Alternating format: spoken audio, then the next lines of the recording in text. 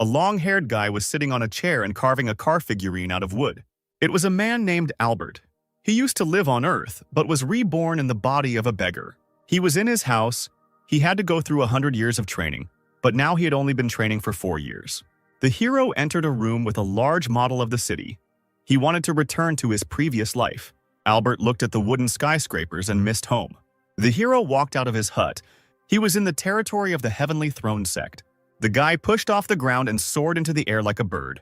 Suddenly, a man called out to him. It was Chris. He was also trained in various techniques, but he stood out especially for his physical strength. When Albert landed next to him, the boy began to beg him to teach him the technique of flying. The hero advised Chris to stop training his attack technique and switch to flying. The guy was a little offended by this joke, because 100 strength was his calling card.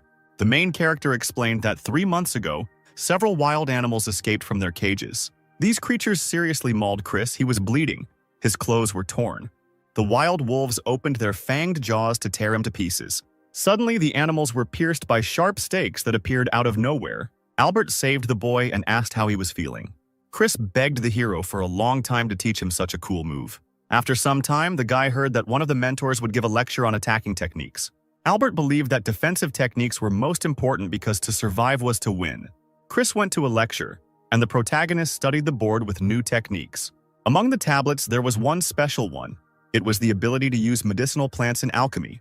Albert came to a nice girl who was accepting people who wanted to take courses. She stated that there were only 3 free spots left, and that the course would cost 50 spiritual stones.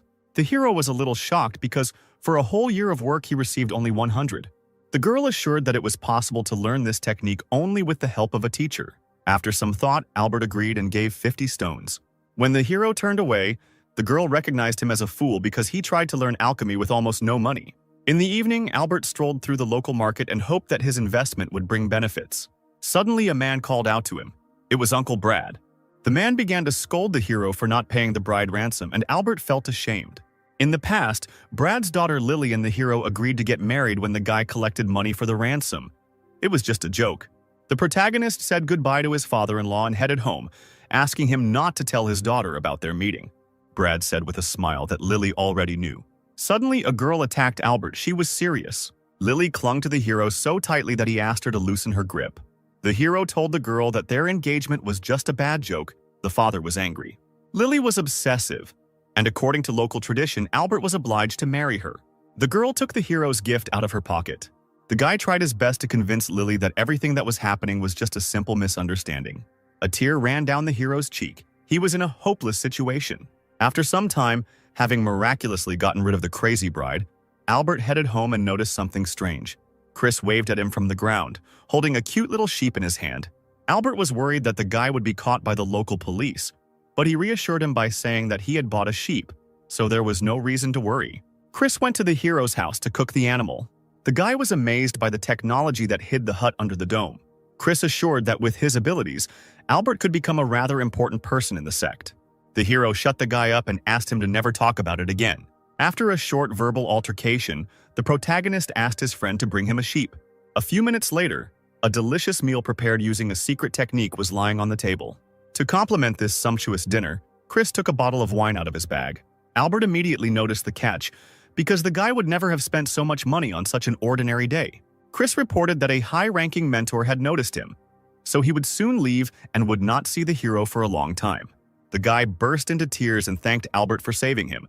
Now they might never see each other again because Chris would be sent on dangerous missions. After some time, the guys ate the sheep and Chris thanked the hero for the excellent food. As the boy was about to leave the gate, Albert threw him a scroll. Chris thanked the protagonist again and hurried off to his business. Albert didn't have many friends in this world, so he was very worried about the guy. The next morning, the hero was lying on a deck chair, planning to grow rice, sell it, and learn alchemy and forging. In this universe, there were kingdoms in which celestial beings lived. To earn such a title, one must devote more than 1,000 years to spiritual training. But Albert couldn't do them now, because if he died before a certain date, he would not be reborn. The hero created several birds in his palm and launched them into the air. Having flown far enough, they exploded spectacularly.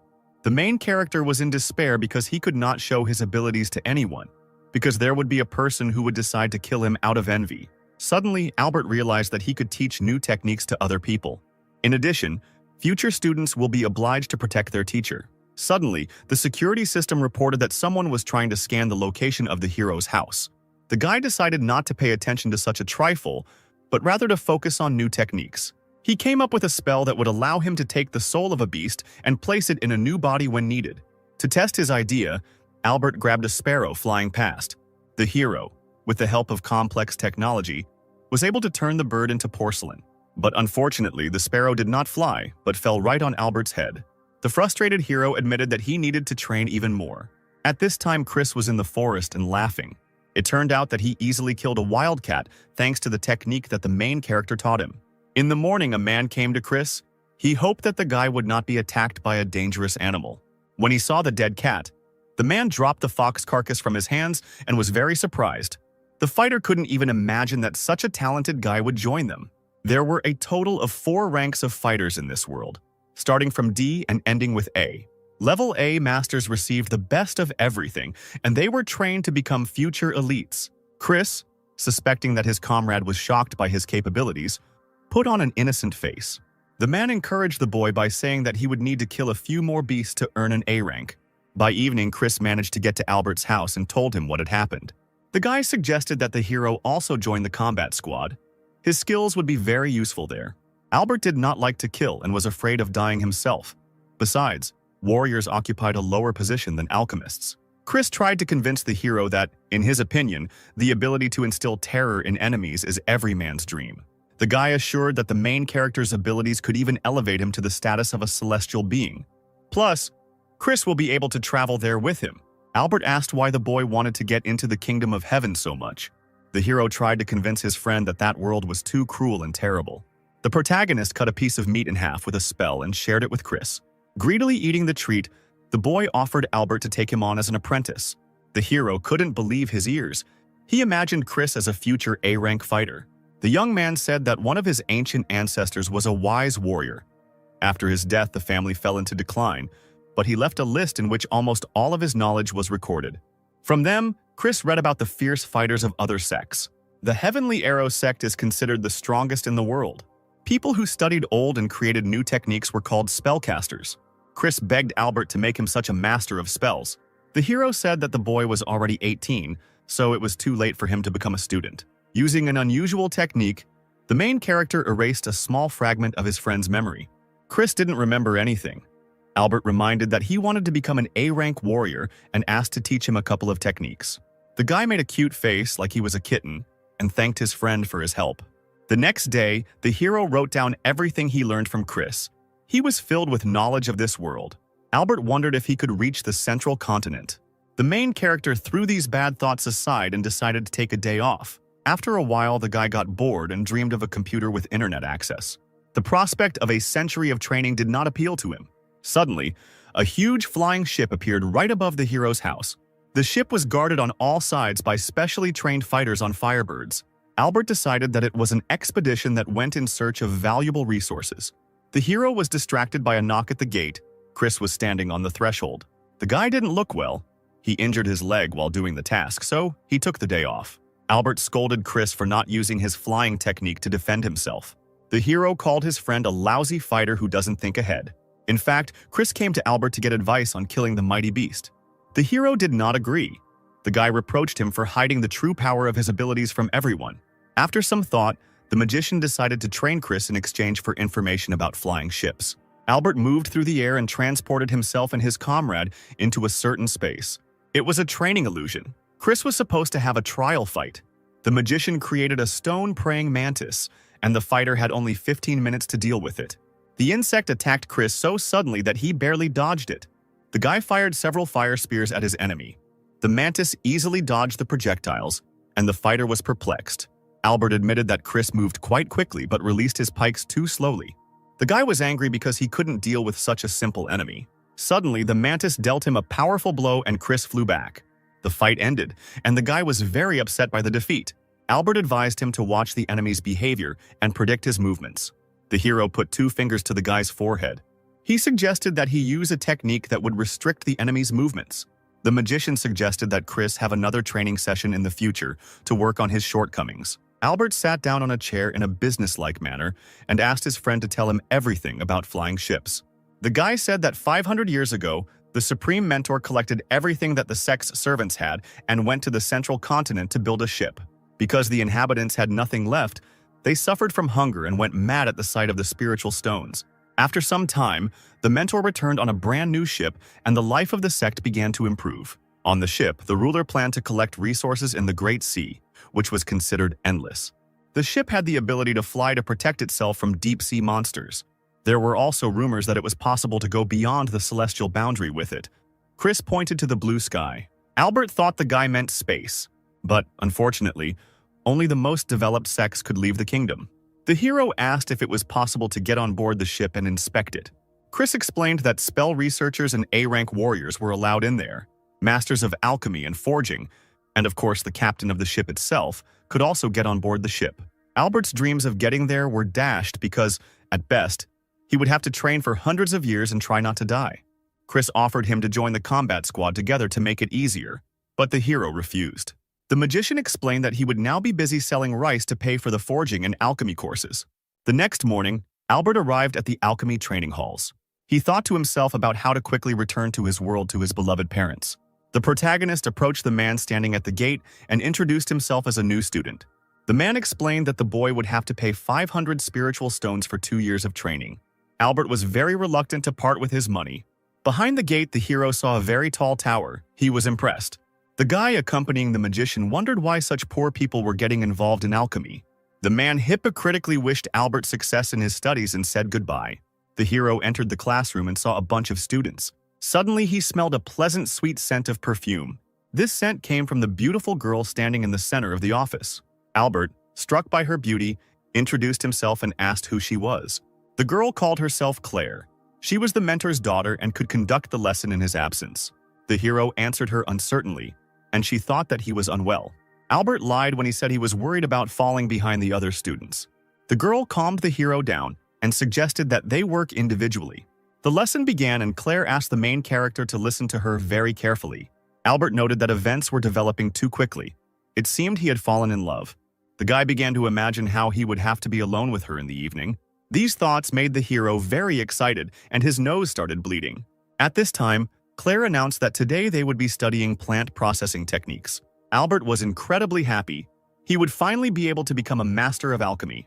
After a month, he was able to begin real training of his skills. Now he was learning the technique of non-contact use of fire. The hero was surprised because he thought he had mastered her with ease. Suddenly, the pot exploded and left a trail of soot on Albert's face. The novice alchemist was very scared. These cauldrons were very expensive. To his regret, he discovered a rather large crack on it. It was believed that to create his first pill, a student had to spend 20 cauldrons, and to become a mentor, more than 1,000. Albert confidently decided to continue trying. The rules did not apply to him. A short time later, 2 more explosions thundered, and the hero's clothes were badly damaged. The student looked into the cauldron and burst into tears of joy. He had succeeded. The hero understood how to do it and decided that now he would be able to recoup the cost of the boiler and make a little profit. The next day, he went to the alchemy training hall again. Mentor Thomas, who was also Claire's father, asked if any of the students had been able to complete his task of creating a pill. The students' faces twisted and sweat ran down them. But only Albert remained calm. The budding alchemists admitted that they had blown up more than 1 cauldron. Suddenly, the mentor stared very intently at the protagonist. Thomas created a noise barrier and asked his daughter to be more careful with it.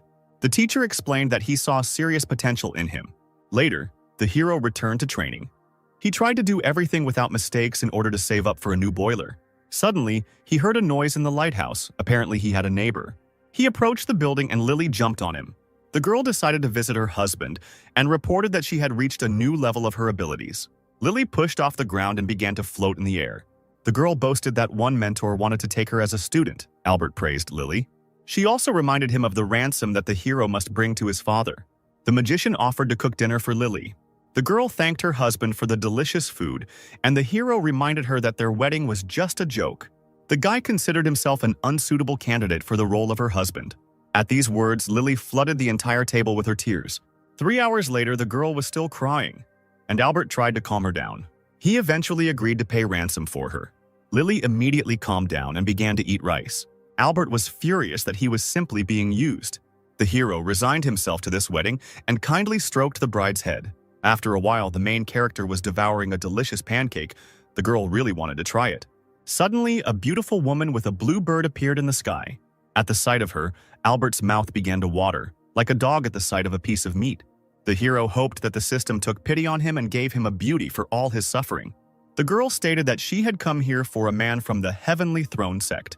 Albert decided that they were talking about him and was already preparing to go with the stranger. Suddenly, the woman lifted Lily into the air and offered to become her mentor. A projection of a man appeared in the air, and he asked not to take the girl with them because they needed another person. The girl insisted on her own, declaring that their destinies were connected. Lily asked the hero what she should do. Many predatory eyes were looking at Albert, and he felt uneasy. The guy replied that Lily should not miss such an opportunity. The bride wanted to visit her lover. The woman allowed her to do so. Lily was the bearer of the heavenly spirit. The guy she chose was the chosen one of heaven. The girl agreed, and the teacher seated her on her blue bird.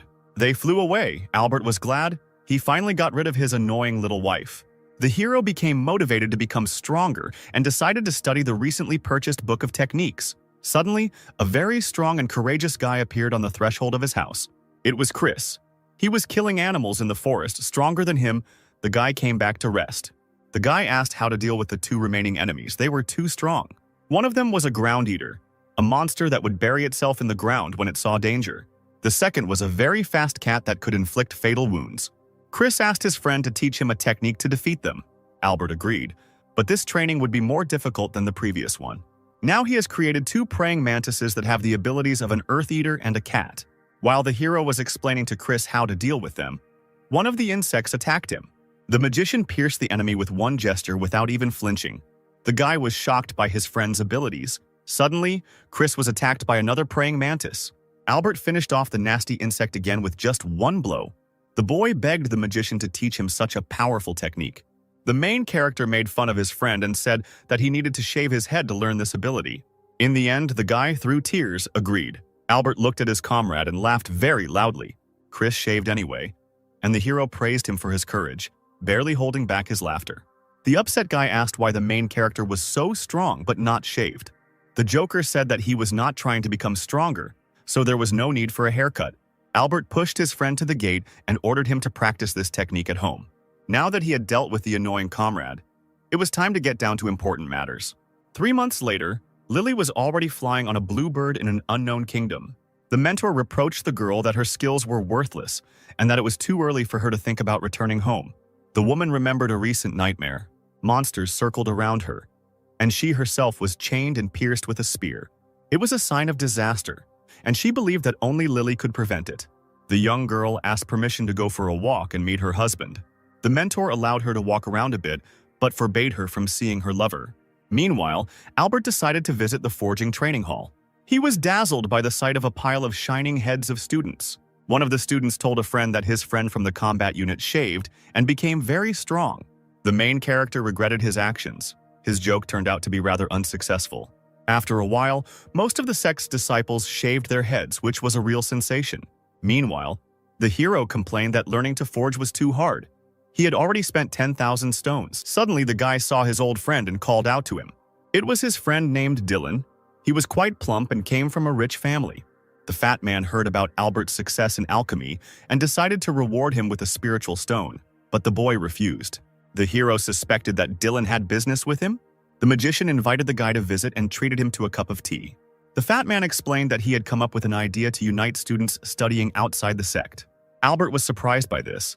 He thought that he did not care about ordinary people because he was the descendant of a rich family. Dylan planned to create a kind of alliance of people willing to help each other. For help in this matter, the hero will be able to receive news from the sect among the first. He will also be able to make useful connections by teaching inexperienced newcomers. Dylan was confident that the alliance would flourish if Albert joined them. As a parting gift, the fat man gave the magician a magic ball to maintain communication. Albert said goodbye to his old friend. Suddenly, a very familiar voice began to whisper in his ear. The hero turned around and saw Claire. He explained that he was just seeing a friend. The beauty suggested going to Albert's house. He had never seen such beautiful girls in real life. The guy kindly treated her to some delicious tea. Claire was very nervous. The girl felt uneasy and began to notice something strange about herself. In her thoughts, she admitted that the more she looked at the hero, the more she realized that she had fallen in love. Claire reproached herself. She must not forget the true purpose of her visit. She placed her hands on the table imperiously and asked why Albert did not want to become part of the alchemy department. Claire moved even closer. She was worried because the hero did not want to become her father's student. The main character confessed everything. Alchemy was just a way to make money by selling pills. The girl begged him not to kill his talent and to find a mentor. Albert decided to reveal his plan. He asked Claire if she was on board the flying ship. The girl answered positively, and the hero told her about his dream of building the same one for himself.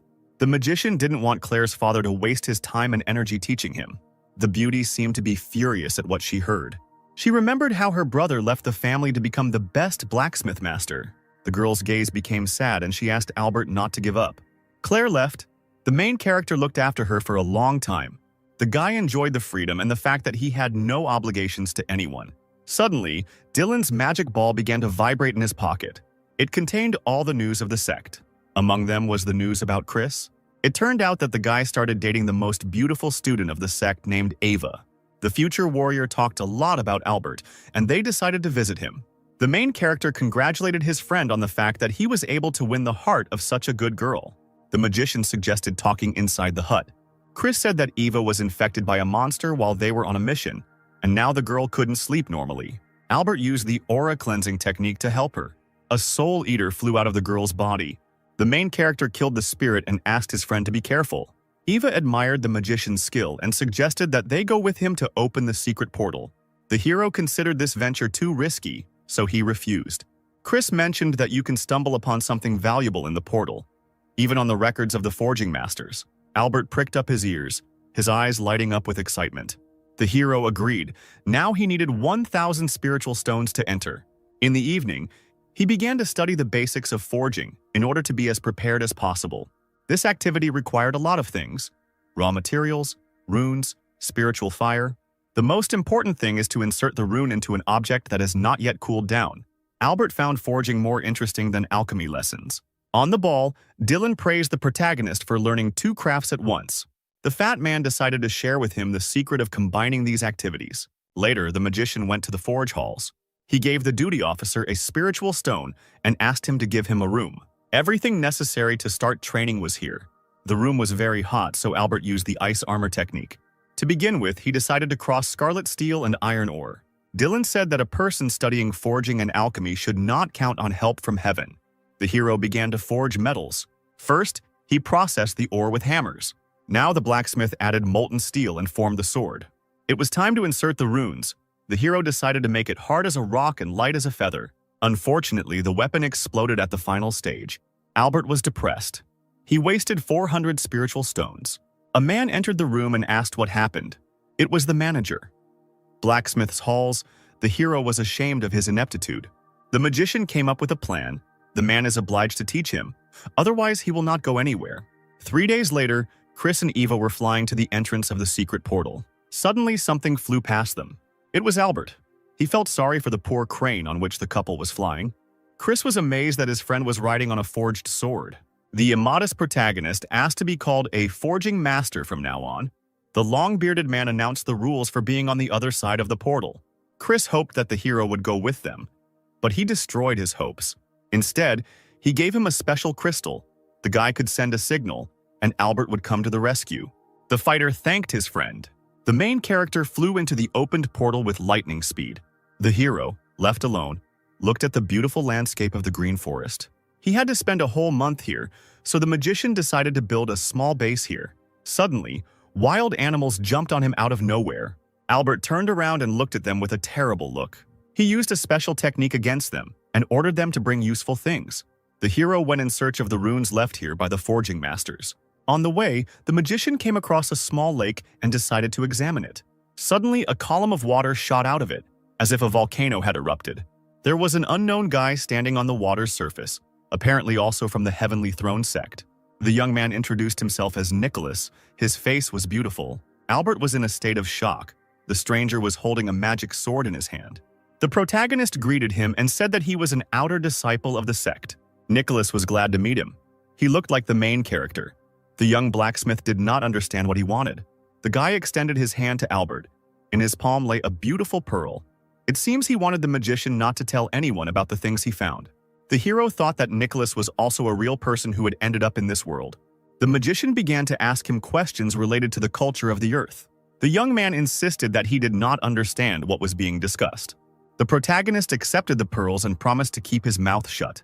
Nicholas said goodbye to the stranger kindly. Albert decided to keep his distance from him. The young man jumped on his sword. He believed that their paths might still cross. The hero would not want to be nearby if something bad happened to him. Nicholas left behind only eyeless turtles in the lake. By evening, Albert had collected a large number of different resources and was resting in the hut. Suddenly, there was a knock on the front door. The hero became wary. Opening the door, he saw a bunch of green eyes in front of him, looking at him angrily.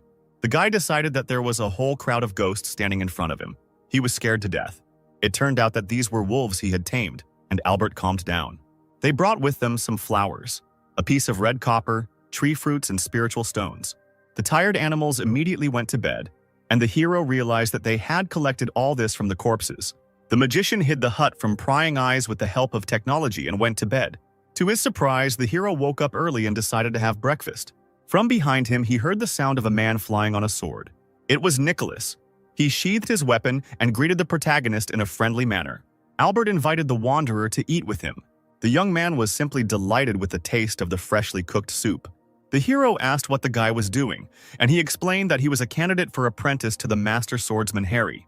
The aspiring blacksmith predicted a great future for him with such a mentor. Nicholas told his story. He used to be a bright student, but his abilities began to fade. Now he is forced to accumulate wealth in every possible way so that if he becomes a simple citizen, he can live a normal life. Albert encouraged the boy and advised him not to give up in case his strength returned. Nicholas approached the hero and sincerely thanked him for his words of support. The young man expressed a desire to become friends with the main character. The magician was silent, but in his head he did not want to start such a friendship. An hour later, Albert came across a huge spiritual tree from which he could build a flying ship. He took out his magic sword and prepared to cut it. Suddenly, a giant wild bear ran towards him from the thicket. Confident in his powers, the hero ordered the sword to attack the monster. To his surprise, right at the moment of impact, the animal's fur turned to stone. A moment later, the bear rushed to attack again, but immediately howled from unbearable pain. It turned out that Albert used the technique of invisible deadly needles, and the lifeless body of the beast fell to the ground. Half a day later, the main character finally finished building his ship. Suddenly, the alarm went off, meaning Chris was in trouble. The hero immediately boarded his ship and went to help his friend. At this time, Chris was saving his beloved Eva from wild bees. The girl was scared to death and hoped that Albert would still make it to their rescue. Suddenly, the bees shot their stingers straight at the couple. They were deadly. The guy held his beloved tightly in his arms. His eyes seemed to be burning. Chris ate the acceleration pill at lightning speed and managed to dodge the projectiles. Meanwhile, the protagonist noticed them with the help of a vision-enhancing technology. Chris and Eva were incredibly happy. They would finally be saved. Unfortunately, the angry bees surrounded the couple, and the situation became almost hopeless. Albert stood on the edge of the ship and prepared for battle. He used the sound wave destruction technique. It was too strong. The souls left the bees. Their lifeless bodies began to fall to the ground like drops of rain. The main character hooked his friends with a special hook and began to lift them onto the ship. After some time, the hero was frying meat over a fire. He was squeezed out like a lemon. Chris woke up and thought he was in hell and started screaming. The guy rushed to hug his beloved. Albert threw him an elixir that would help him cope with the consequences of the sound wave. Chris began to thank his friend. He had saved his life twice already. The hero scolded the guy and demanded 22,000 spiritual stones for saving him and the elixir. Eva woke up and pinched her beloved on the butt, and he jumped in pain. The girl pressed herself against Chris and began to cry with happiness. They were alive. She thanked Albert from the bottom of her heart, and he asked who came up with the idea to go to the bees. Chris scratched the back of his head in shame. He just wanted to try out the escape technique the hero taught him. In addition, insects had honey, which could cure diseases, and the guy planned to cure Eve's mother. In this way, Chris hoped to reduce the ransom amount for the girl. Albert remembered how in his past life, relationships also took a lot of money from him. The couple was only able to get half of what they had planned, which should have been enough. Eva reported that such a jar could cost up to 2,000 spiritual stones. The main character asked them to tell him where he could be found.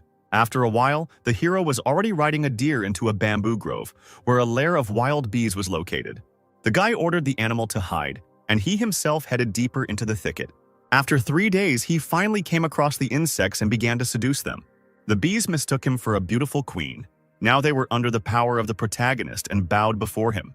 The magician finally found mountains of honey that would make him rich. Suddenly, a real queen bee appeared.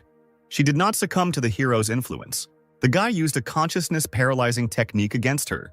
The bee was invulnerable because it and the honey were the property of the Heavenly Throne sect, and disciples were allowed to take a maximum of 1,000 liters. The main character was very sad. His great plan to get rich failed. One of the elders was watching the magician and was amazed by the boy's abilities. Albert began to collect honey, but the elder's voice from the sky ordered him to stop. A few minutes later, the hero loaded 500 liters of liquid onto his ship and set off.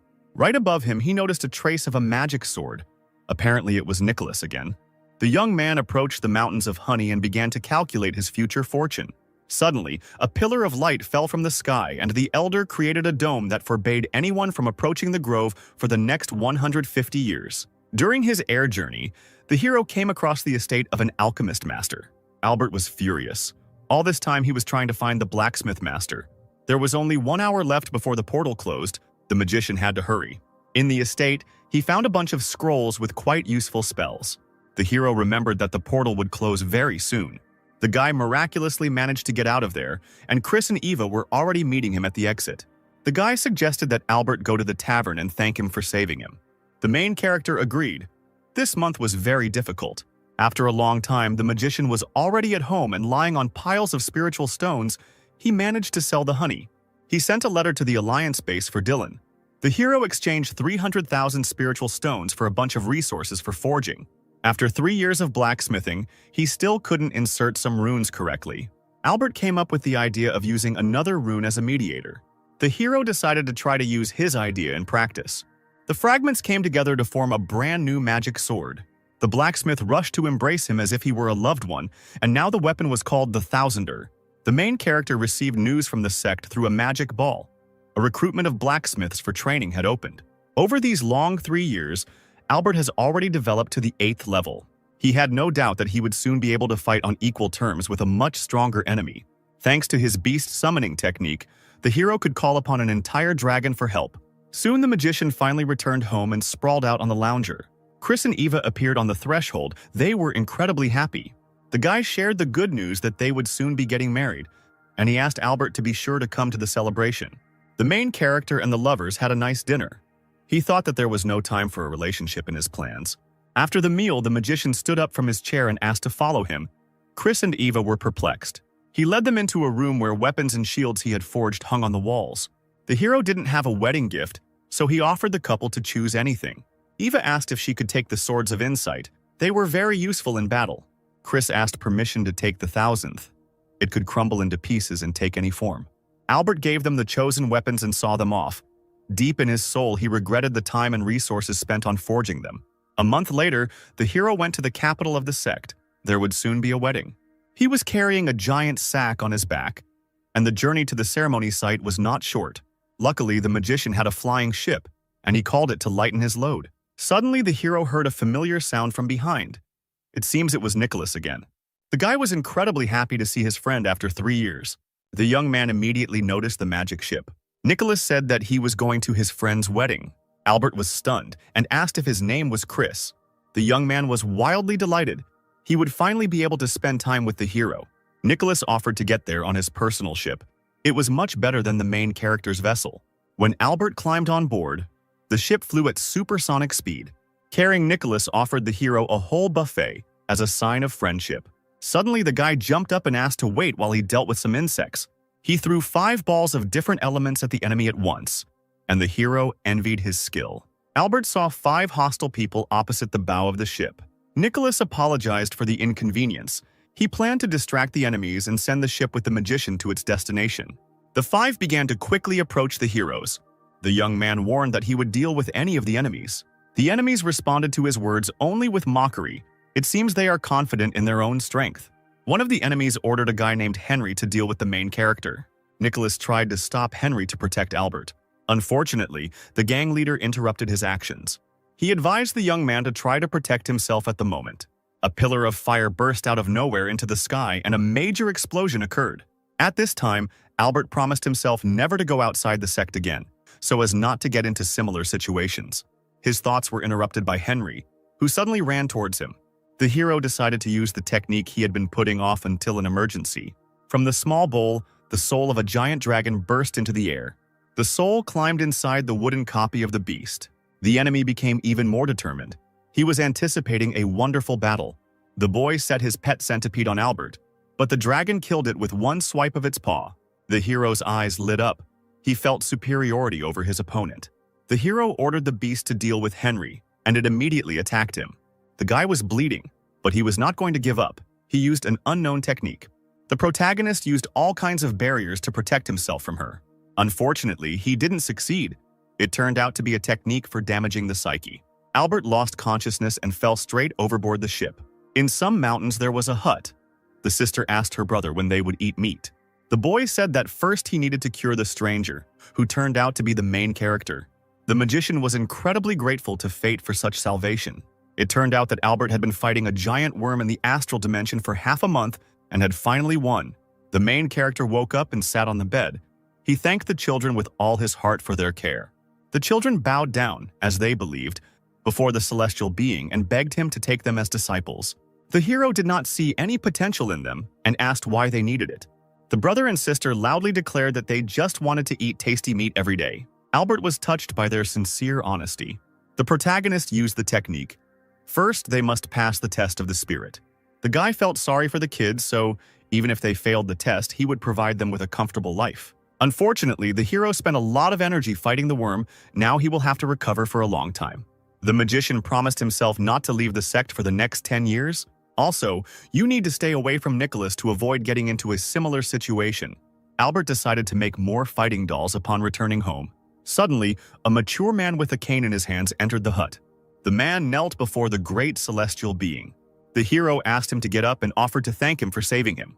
The stranger said that all he wanted was to live to a ripe old age with his beloved wife.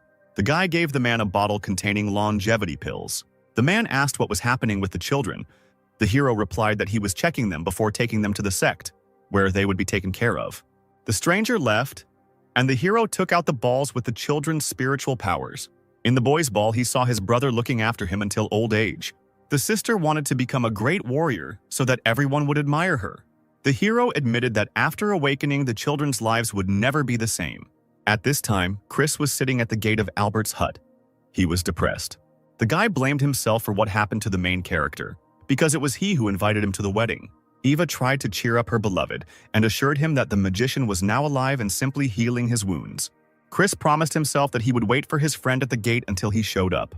The girl sat down next to her lover. They hoped for the best. Meanwhile, Albert arrived at the sect's Foreign Affairs office and persuaded the leader to make the children his disciples. After that, they rushed away on the ship. The brother asked if it was difficult to become like the hero. The magician said it was easy if they listened to him carefully. The boy had already begun to dream of a daily portion of meat for himself and his sister. The main character just laughed and offered them as much meat as they wanted in the future.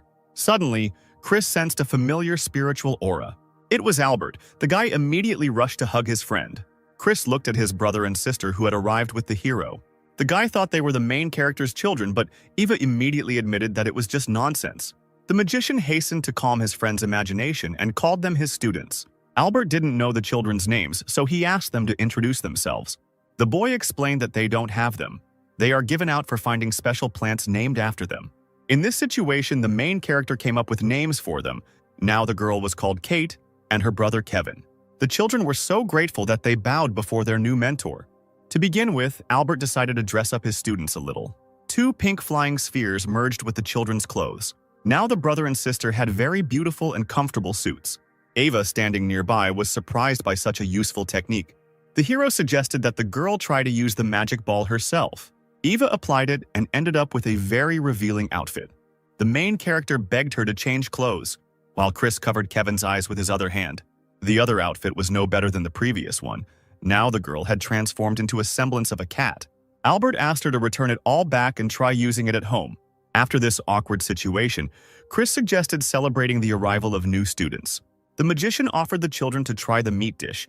and they were simply delighted. When the kids walked away, Chris reached into his pocket. A moment later, he handed the hero a red envelope and asked him to accept it. A few days later, the main character went to the forge halls again. He had a bunch of orders. The old man walking behind him reproached the boy for fulfilling commercial orders when every blacksmith was important to the sect. Albert informed him of the situation that had happened on the way to the wedding and promised to help the other blacksmiths soon. The old man asked the boy to show his creation of the day. He unfolded a large box. The stranger lifted the lid and saw a very skillfully forged sword. The old man suggested that the hero leave the orders for now and instead go with him to repair the sect's ship. They jumped into the magic carriage and set off on their journey. Albert kept looking around, admiring the views of previously unknown territories. Suddenly, two scary dragons appeared next to the transport. The old man only laughed at the sight of fear on the hero's face. The animals were guarding the sect. The man also offered to ride them for only 10,000 spiritual stones. The guy politely declined. He had no desire to spend such a large sum on stupid entertainment. After some time, they finally reached the damaged ship. The old man explained the conditions of the work. For every square meter, the hero would receive 1,000 stones, and in addition, as a bonus, he would receive 20 new runes. The man advised him to watch the others work until the master arrived. Albert went to inspect the ship. Later, the master approached him and asked if the guy was ready for work. The hero already understood what was required of him. The master advised him to work at maximum speed. The main character melted metals and fused them into the stern of the ship. The master was delighted with how well and quickly the newcomer worked. After 2 months, the restoration of the ship's hull was finally completed. Albert asked the blacksmith if there was any more work for him, but the man replied that there was not. Thanks to the hero's skill, the work was completed a whole month ahead of schedule. The master predicted a great future for him. The man wanted to help the magician in this difficult task and extended his palm with 5 runes. The main character accepted the gift and promised to make for the master whatever he wanted. After the conversation, the hero decided to explore the place a little. The territory was too big, so the hero would have to come up with a way to get there himself. At this time, Chris and Eva were fighting wild animals far from the sect. The guy offered his wife to exchange the points for this task for an embryonic pill. He planned to send his future child to Albert as an apprentice. Suddenly, another pack of wild animals came towards them. There were 3 very strong enemies among the beasts. Chris and Eva could not retreat. The situation seemed hopeless. The guy would have to use the rescue ball that he acquired from the hero. He swung and threw it upward with all his might. The ball broke into small burning fragments. The animals did not understand what was happening. A moment later, there was a very powerful explosion, and nothing remained of the flock. The couple approached the crater left by the explosion. Chris felt ashamed that he had wasted such a valuable artifact to defeat stupid animals. Eva suggested that her beloved arrange a sparring match with the main character to hone his skills. Suddenly, the husband and wife noticed an unknown green glow at the bottom of the crater. It was a giant piece of iron ore enriched with spiritual energy. Chris once heard that it could be used to make armor that would protect against the strongest opponents. The guy threw Eva a bag of useful pills in battle and ran to mine ore. After some time, the couple came to Albert. As it turned out, he had recently moved. The hero presented his new development to his friends. It was the armor of God, made using enriched iron ore. Chris was amazed by their appearance. The hero suggested that he try them out. The guy didn't even have to do anything, the armor just stuck to him. Chris was able to rise into the air. Eva watched him with admiration. The guy was able to switch the suit to attack mode. He concentrated the energy in his palm and fired it at a nearby stone block. Chris was in awe of the power of this armor. The boy jumped onto the thousand tree and flew through the air like lightning. He congratulated Albert with all his heart for such a cool development. The hero thanked them for the ore they provided. The magician also said that he would soon go on an expedition on a sect ship, so he asked his friends to look after his students. The couple promised to look after them as if they were their own children. The main character prayed to fate that he would never meet Nicholas again.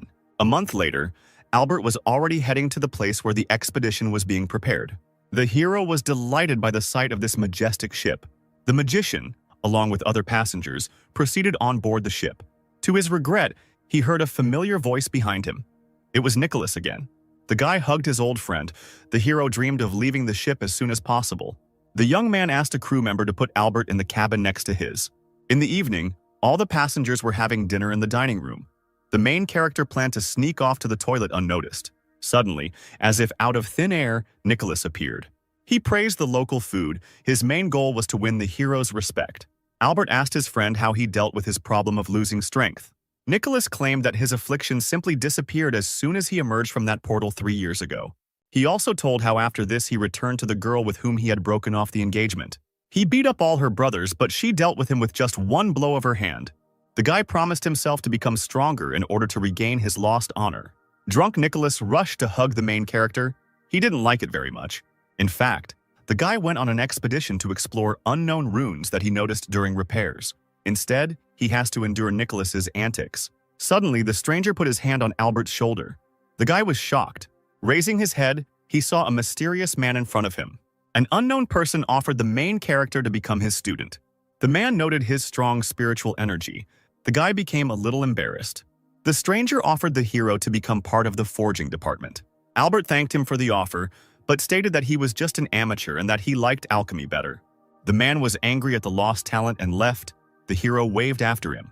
The magician did not want to join anyone in order to maintain his independence. Nicholas couldn't understand how his friend could refuse such a tempting offer. Albert was scared to death by his comrade who had sneaked up on him. Nicholas thought that the guy was lying about alchemy. The hero denied his speculations.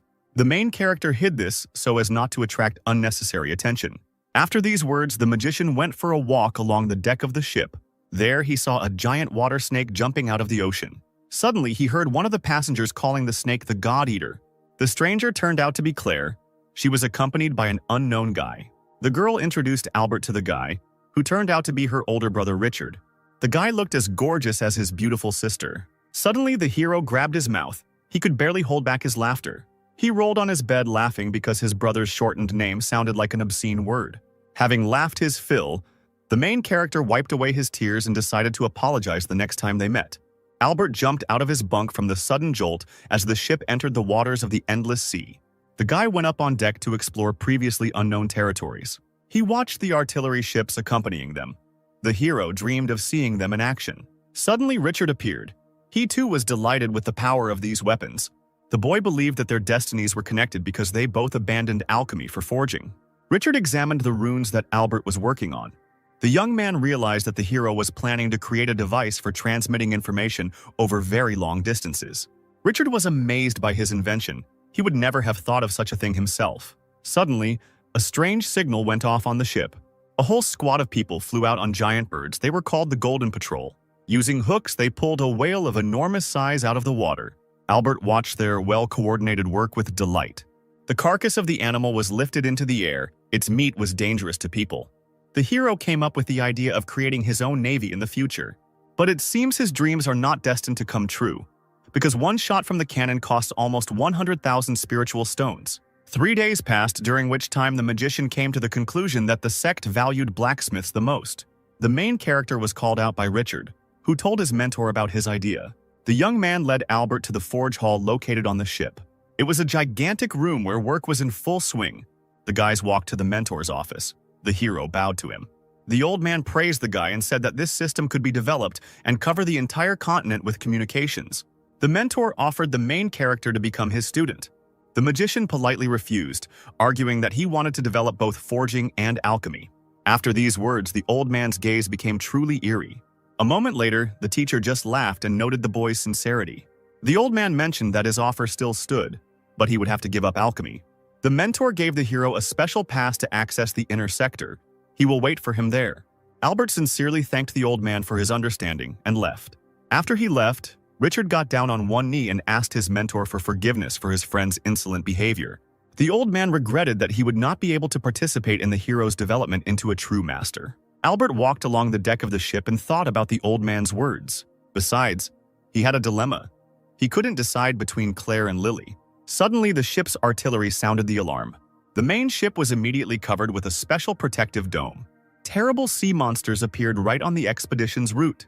The enemy was fired upon with all available guns. After a while, the clouds dispersed and only the corpses of defeated monsters lay in the sea.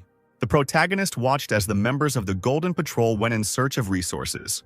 Nicholas suddenly appeared out of nowhere and explained that such flocks usually guard something valuable. The young man apologized for his behavior. Last time he got drunk and passed out. The guy also said that many great warriors spend their last years at sea before their ascension, so their abodes can be found here. The hero thanked his friend for the useful information. He couldn't wait to loot a couple of them. Suddenly, An entire city appeared before Albert and Nicholas's eyes. The protagonist was surprised. The young man explained that it was just a divine relic found at the site of the victory over the sea creatures. Nicholas grabbed the magician by the hand and carried him straight to the magic city. Just after passing through the gate, the hero came across Claire waving sweetly at him. The girl greeted the hero. She did not expect to see him here. Suddenly, Richard interrupted the conversation and suggested that Albert rent a blacksmith shop for the two of them. Claire suggested practicing alchemy with ingredients raised from the bottom of the sea. The hero replied that he would rather go with the girl. Thomas suddenly appeared and interrupted their sweet conversation. Father ordered Claire to follow him immediately. Albert and the girl waved goodbye to each other. After some time, the hero and Richard were drinking tea and talking in their workshop. Suddenly, a girl appeared on the threshold and asked if they repaired alchemy cauldrons. She was quite attractive, so the protagonist, who knew a little about this craft, approached her. The girl made cute eyes and asked for help. She needed the boiler very soon. The guy examined the device and offered to pay 50 spiritual stones and some ore for its repair. When the girl gave him everything he needed, the hero got to work. He not only fixed the boiler but also strengthened it to give the beauty a small bonus. The magician handed the result of his hard work to the beautiful girl. She grabbed the pot and rushed away, even leaving behind some extra ore. After that, the guy spent a whole month sitting in the forge and fulfilling various orders. The guy told his friend that he had imagined the expedition a little differently. Richard understood his friend, so he suggested that they take a walk around the city.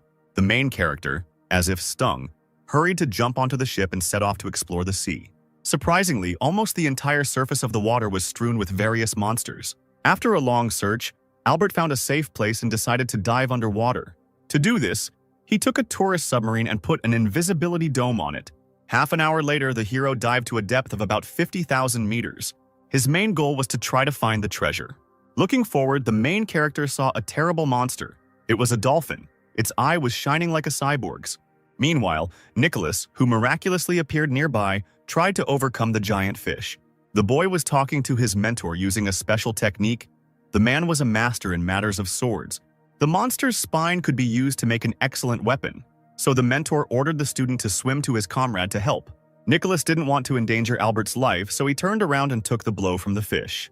The mentor assured him to trust him. The guy had no choice. He headed towards the hero. At this time, the magician was busy collecting useful pearls from the bottom of the sea.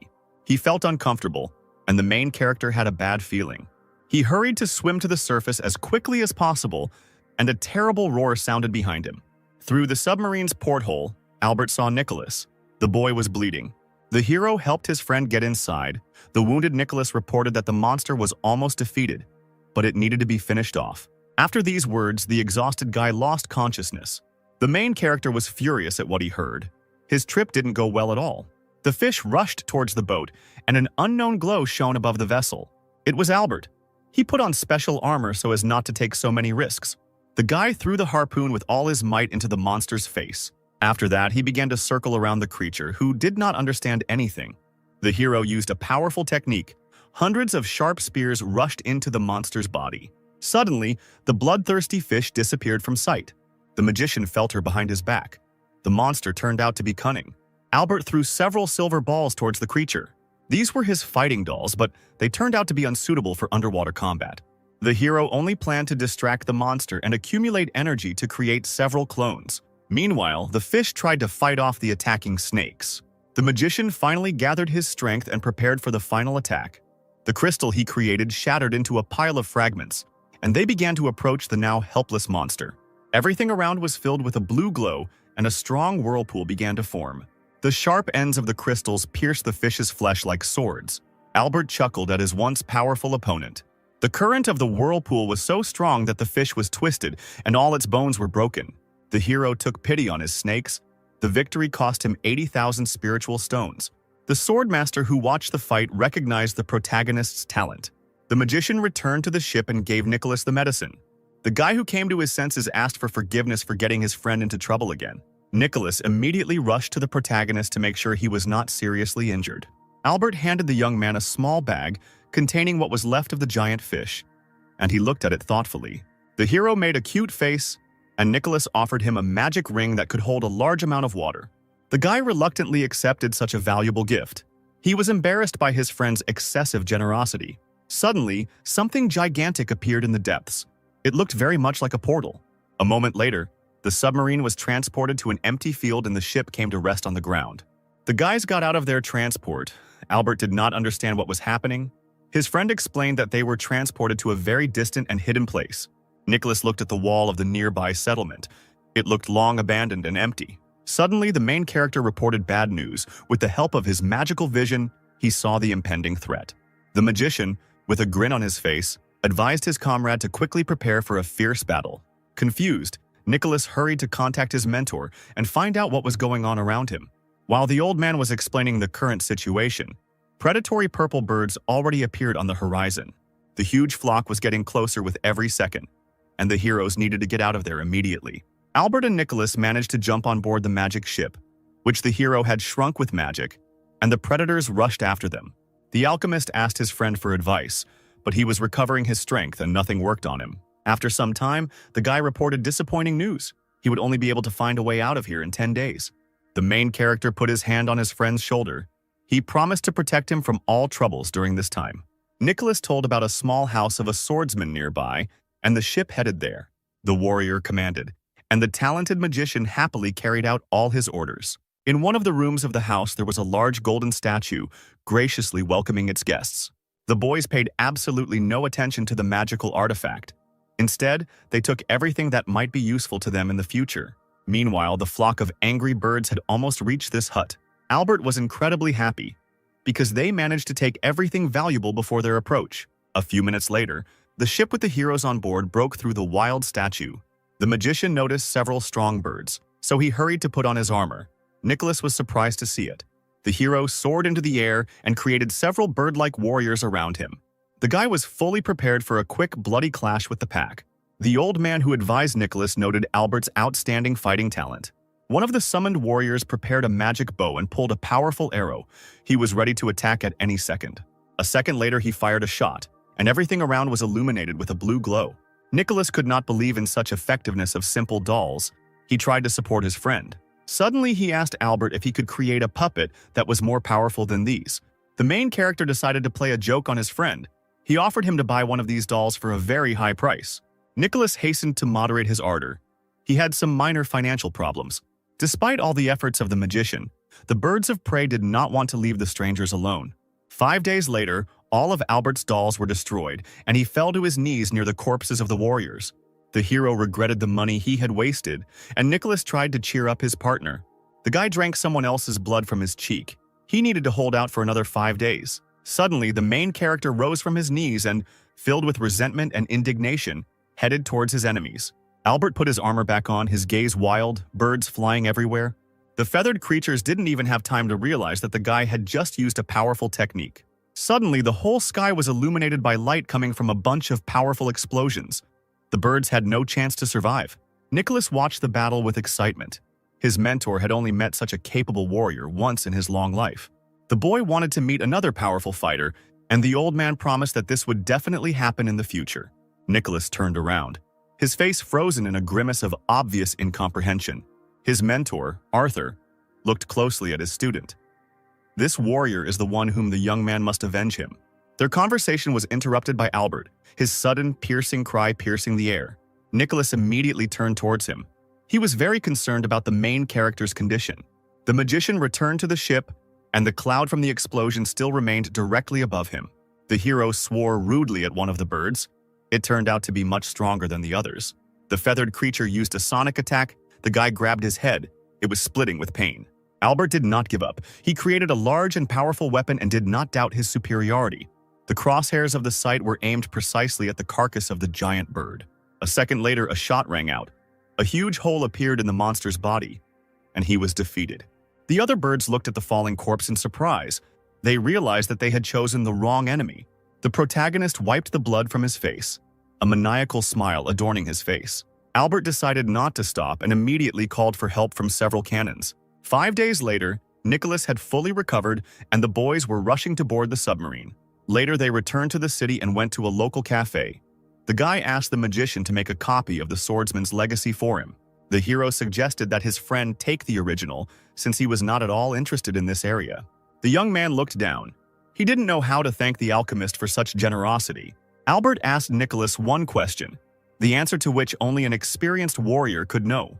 The guy immediately agreed to fulfill his friend's request, even if he didn't know the answer. The protagonist asked if there was a 13th level of skill development. His comrade did not know the answer, so, returning to his room, he asked his mentor about it. The old swordsman demanded that he be shown respect. Then perhaps he would respond. Nicholas fell to his knees. After this, the mentor stated that everything depended only on the will of heaven. He told of ancient times the world was ruled by werewolves who did not allow people to develop their skills. The masters could not come to terms with the world order, so they began to look for a way around these rules. People could reach the 36th stage of development and higher. What he heard greatly surprised Nicholas. The old man warned the student that such advanced powers could bring the wrath of heaven. The guy realized that the 12th step is the limit, so as not to anger the gods. The student walked up to the window and wondered if he had the necessary abilities. He could travel back in time to bypass the restrictions. Meanwhile, Albert lay on the hammock. Despite the calm surrounding him, he was very worried. He was tormented by thoughts of the abandoned orphans and his unlucky friend Chris. 10 days later, a giant ship returned to the city from the expedition. All the students needed to get back on board, so soon dozens of silhouettes surrounded by magical auras appeared in the sky. Already on the ship, Richard met the hero and asked how he spent his free time. Albert asked if the expedition route was always different, and his interlocutor answered positively. According to him, with such weapons they are safe absolutely anywhere in the world. The alchemist dreamed of learning how such vessels were constructed. He was interested in their operation. Suddenly, Richard's expression changed and he rudely declared that the sect of blacksmiths who created this ship was very vile. The guy suddenly put his hand on the main character's shoulder and he was quite puzzled. Suddenly, he burst into a speech in which he expressed his sincere admiration for Albert's blacksmithing talents. Richard asked the magician to lead a sect of blacksmiths in the future and build a ship much better than this one. He also said that his mentor predicts a great future for the hero in 100 years. The alchemist made a strange face. He thought completely differently. Albert needed to change the subject immediately, so he asked about the development of his invention. According to Richard, only after the expedition is completed will they be able to begin practical use of the new means of communication. The main character was very proud of himself. In the future, almost the entire population of the sect would use his devices. The guy has already come up with a plan to monetize his idea. This will solve all his financial problems. Suddenly, a piece of land appeared in the distance. The friends interrupted their conversation and turned around. With the help of his magical vision, Albert saw a small building on the surface of what he believed to be an island. The magician turned to his comrade and asked what this place was, and he called it a turtle shell. Indeed, looking closely at the water, the hero noticed a giant amphibian in it. Richard grabbed his friend by the hand and hurried to treat him with the barnacles that were growing on the animal's carcass. After some time, the main character looked at the fried delicacy with bewilderment. Unexpectedly, Claire and a girl named Linda, who had asked for help fixing the boiler, joined the meal. The brother asked his sister where his father was. She replied that his favorite pot was broken and he was not in the mood. Upon hearing of his father's misfortune, Richard immediately set about creating a new one. The guy offered to give it to Thomas to cheer him up, and his sister happily agreed. Meanwhile, Albert thoughtfully watched the beautiful girls, his gaze directed at Claire. Linda kindly thanked the hero for his help. Her boiler became much better. The alchemist, enchanted by the girl's beauty, began to flirt with her, but she was not thrilled with what was happening. Claire hastened to moderate the guy's ardor. She explained that her friend was the daughter of the combat squad's mentor. After these words, Albert nervously swallowed another acorn. He had heard a lot about this formidable man. Suddenly, Linda lashed out at Claire, feeling ashamed at the mention of her father. The hero froze in anticipation, his gaze directed at the two charming girls sitting next to him. The alchemist's daughter winked slyly, realizing that Albert had apparently fallen in love. The guy decided not to approach this girl so as not to get into trouble and suddenly felt that Chris was in danger right now. At this time, a young man, dressed in the armor given to him by the hero, ran quickly. He was being chased by several werewolves. They looked like attractive girls. Suddenly, right before Chris's eyes, a half-naked lady appeared, beckoning the guy to her. He was taken aback for a moment, but then immediately came to his senses and did not succumb to the provocation. Unfortunately, this was enough for the werewolves to surround the poor young man. One of the girls wrapped a magic thread around the warrior, trapping him. The cute enemy approached the immobilized Chris. He was very embarrassed. Unfortunately, the boy was unable to escape, so the werewolves seduced him. Meanwhile, Albert looked thoughtfully into the distance. He considered it necessary to help his friend in a difficult situation. Still, He decided to do it when he returned home and turned to Linda, Richard, and Claire. 3 days later, Nicholas came to his friend late at night and told him everything he had managed to find out. The hero really wanted to sleep, but he managed to hear about the danger of the wrath of heaven. Albert laughed it off and said that he asked out of simple interest. Nicholas breathed a sigh of relief. In fact, the magician was lying. He planned to study this issue in detail after the expedition was completed. Suddenly, the young man grabbed the alchemist. He wanted to thank him for saving him, treating him to a drink in Barnacles. A month later, Albert finally returned home and was happily greeted by Kate and Kevin. The guy asked menacingly if the boy had been training in his absence, and the sister answered positively.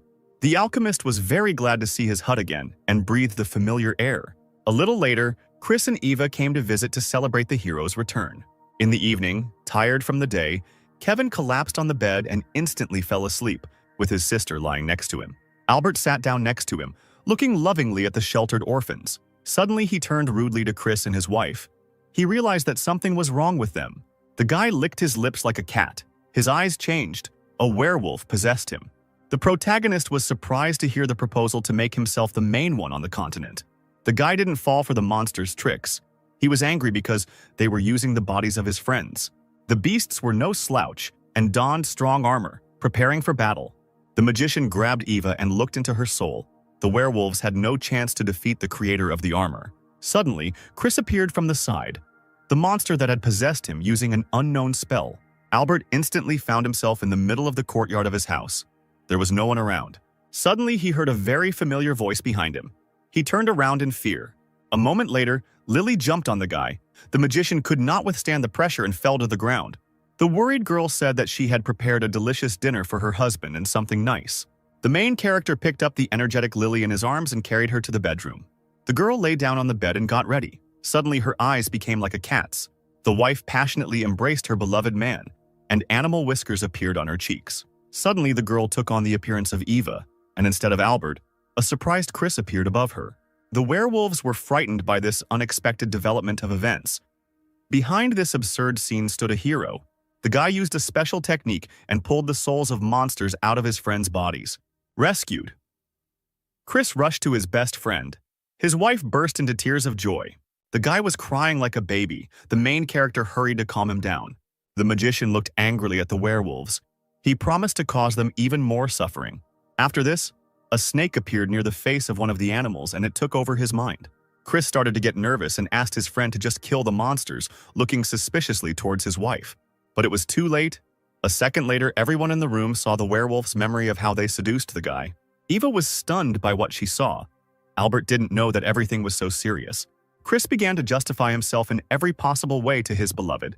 At this time, the hero sealed the souls of the werewolves in a ball. He gave the artifact to his friend so that he could get a reward for them. But he was not happy. A serious scandal was brewing at home. Meanwhile, something strange was happening in the werewolf lair. The animals gathered together. The supreme master of the heavenly throne sect scolded the monsters, his face flashing with disdain. The man looked into the magic crystal. He did not want the werewolves' attempts to revive their greatness to be in vain.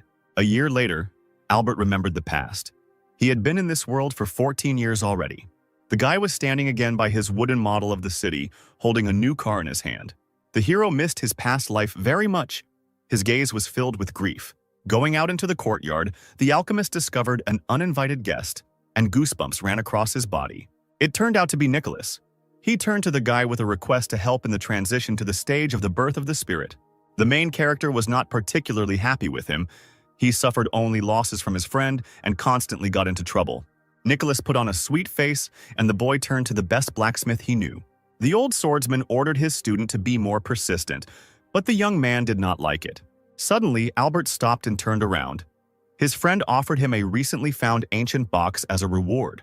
The blacksmith's face immediately changed and he agreed to fulfill the request. He needed to make 36 magic swords. The mentor sternly reprimanded Nicholas for throwing away such valuables. After the guy left, the main character noticed a strange boulder standing in the middle of the yard. It turned out to be Kate, using a camouflage technique, and the teacher grabbed the girl by her pigtails. The little student had long been learning the technique of transformation and even kept a diary. Albert was proud of her successes. Later, the hero approached Kate and asked her to come into the house.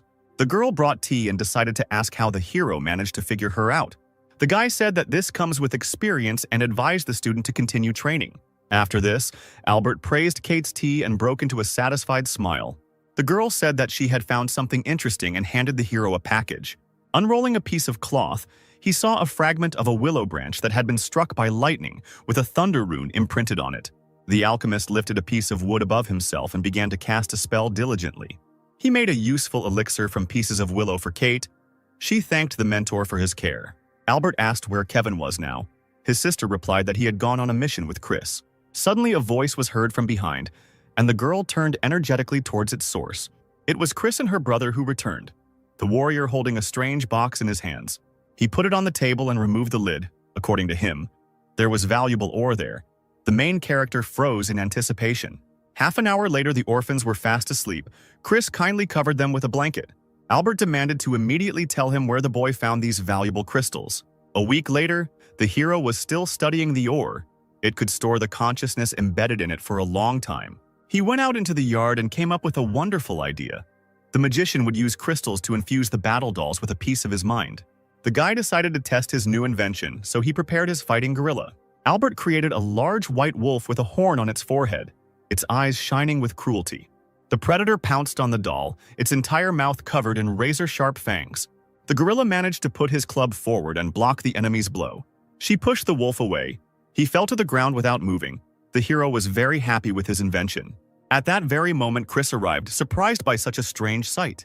The guy said that he brought everything necessary to repair the armor damaged by the werewolves. He also shared the good news that Chris had almost managed to make peace with Eva. Albert reminded that just 20 kilometers from here, there is the 100 Flower Sect, inhabited by girls who rarely see men and want to seduce them to death. The alchemist strongly advised his friend not to approach that place under any circumstances. Chris didn't understand what this whole conversation was about if he wasn't going to go there anyway. The next day, the boy was given the task of going to the 100 Flower Sect. A tear rolled down the warrior's face, which was very unexpected for him. The teacher ordered the boy to fulfill his request, because in that case they would be given a reward. Chris stared at the ground, remembering the protagonist's recent warnings. He threw himself at the feet of his mentor and asked to send another person, the image of an enraged Eve already appearing in his head. The man decided that he would be ashamed to send a student with such a beautiful face. He poked his finger into the guy's forehead and came up with a brilliant solution to the problem. Meanwhile, Albert and Nicholas were desperately trying to figure out how to save money when forging magic swords. The main character did not believe his friend's stories about his poverty. In fact, the guy had millions, but he constantly has to spend money on everything necessary for his mentor. Later, Nicholas went to a local pawn shop where he pawned a bag of his belongings. The old swordsman was unhappy with this state of affairs, and the student had no choice. At this time, Albert was finally able to remove the seal from the box given to him by his friend. He began to slowly lift the lid of the box, and a very bright beam of light came out from it.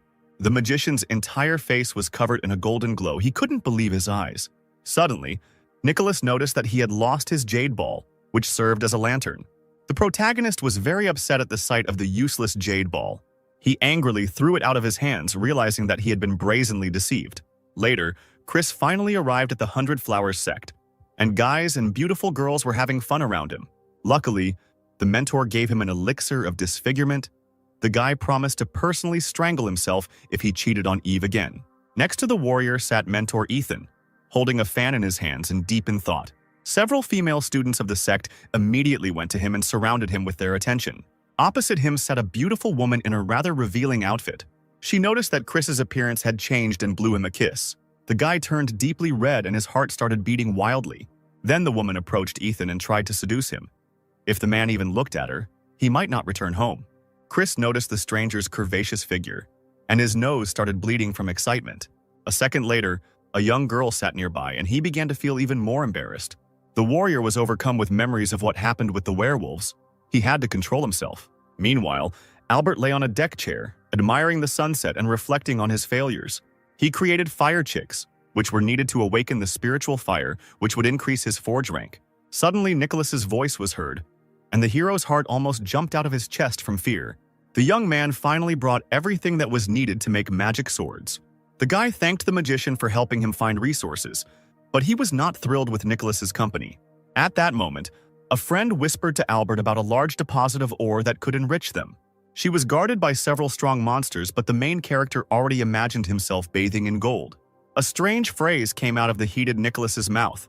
He considered himself and the magician to be ideally suited to each other. Albert did not want to share the ore, so he rejected his comrade's offer in every possible way. As a help, the hero offered the guy his new robot, capable of extracting minerals. The old swordsman ordered his apprentice not to stop and to shake out a few more useful things. Nicholas put on a sweet face and said that he would only feel safe in the presence of the protagonist. The magician promised to provide him with armor as well, and the friends parted ways, with Albert regretting his comrade's arrival. At this time, Chris made every effort not to succumb to the charm of the girls around him. Suddenly, one of the students called out to him. The guy was holding on very steadfastly. Her face and figure were beautiful. She wanted to hug me goodbye. Chris firmly and decisively refused the girl, his face turning red. Despite this, the student still pounced on the guy and hugged him tightly. She kissed his neck, leaving a clearly visible lip imprint. Besides, Chris accidentally touched the girl's chest with the edge of his palm. The next moment, the guy's eyes flared with anger. He couldn't imagine how he would justify himself to his wife. Meanwhile, the residence of the Supreme Master of the Heavenly Throne sect was visited by an uninvited guest. It turned out to be a woman named Amelia, who was training Lily. The man treated her to tea, and she said that she wanted to allow the student to meet her husband. Albert couldn't believe his eyes when he saw not a little girl but a tall young woman. She turned around and struck the guy with her beauty. There was a sweet smile on her face. Lily threw herself into the arms of her beloved husband. The girl missed him very much. Kevin and Kate were quite surprised to see their mentor's wife flying in on a divine bird. Drooling, the wife suggested that the main character go with her and even have children. Albert didn't want anything like that at all, so he began to deny it and look for various excuses. Later, the guy introduced Lily to orphans who were like children to him. The girl was delighted and broke into a happy smile when Kevin called her mother. Lily handed the children one bottle each, and they were delighted with what was happening. Soon, a magic bird appeared on the horizon, and the student said goodbye to the hero and the orphans. Suddenly, Albert called out to her. She stopped abruptly and turned around. The guy approached the girl and put a ring on her finger. The couple looked at each other carefully. Now they had become real husband and wife. Lily looked at the parting gift. She said that she would always miss the hero. The magician smiled and answered the same. He was finally happy. A few moments later, Albert stood alone, watching the bird disappear into the distance. Amelia couldn't understand what her student saw in this loser. Lily loudly flared up at her mentor. She considered the hero the best guy in the world. After these words, the girl happily plunged into the memories of their first meeting. Meanwhile, the protagonist told the orphans about their gifts, which were pills based on phoenix blood that help in case of critical injury. After learning that the mentor had nothing of the sort, Kate and Kevin offered to take them with him, but he politely refused. He looked thoughtfully at the sky, remembering his beloved wife. A little later, the guy went to the forge. He wanted to create a device that would control the minds of battle dolls. He suddenly stopped, feeling the presence of a stranger next to him. The hero went out into the yard to meet the stranger, but was very surprised. It turned out to be Chris. The guy showed the lipstick mark left by the disciple of the 100 Flowers sect and explained the situation. To appease his friend, he brought an incomprehensible thing bought at the fair. Chris was overjoyed when he heard that Albert would help him. The hero looked closely at the lip print.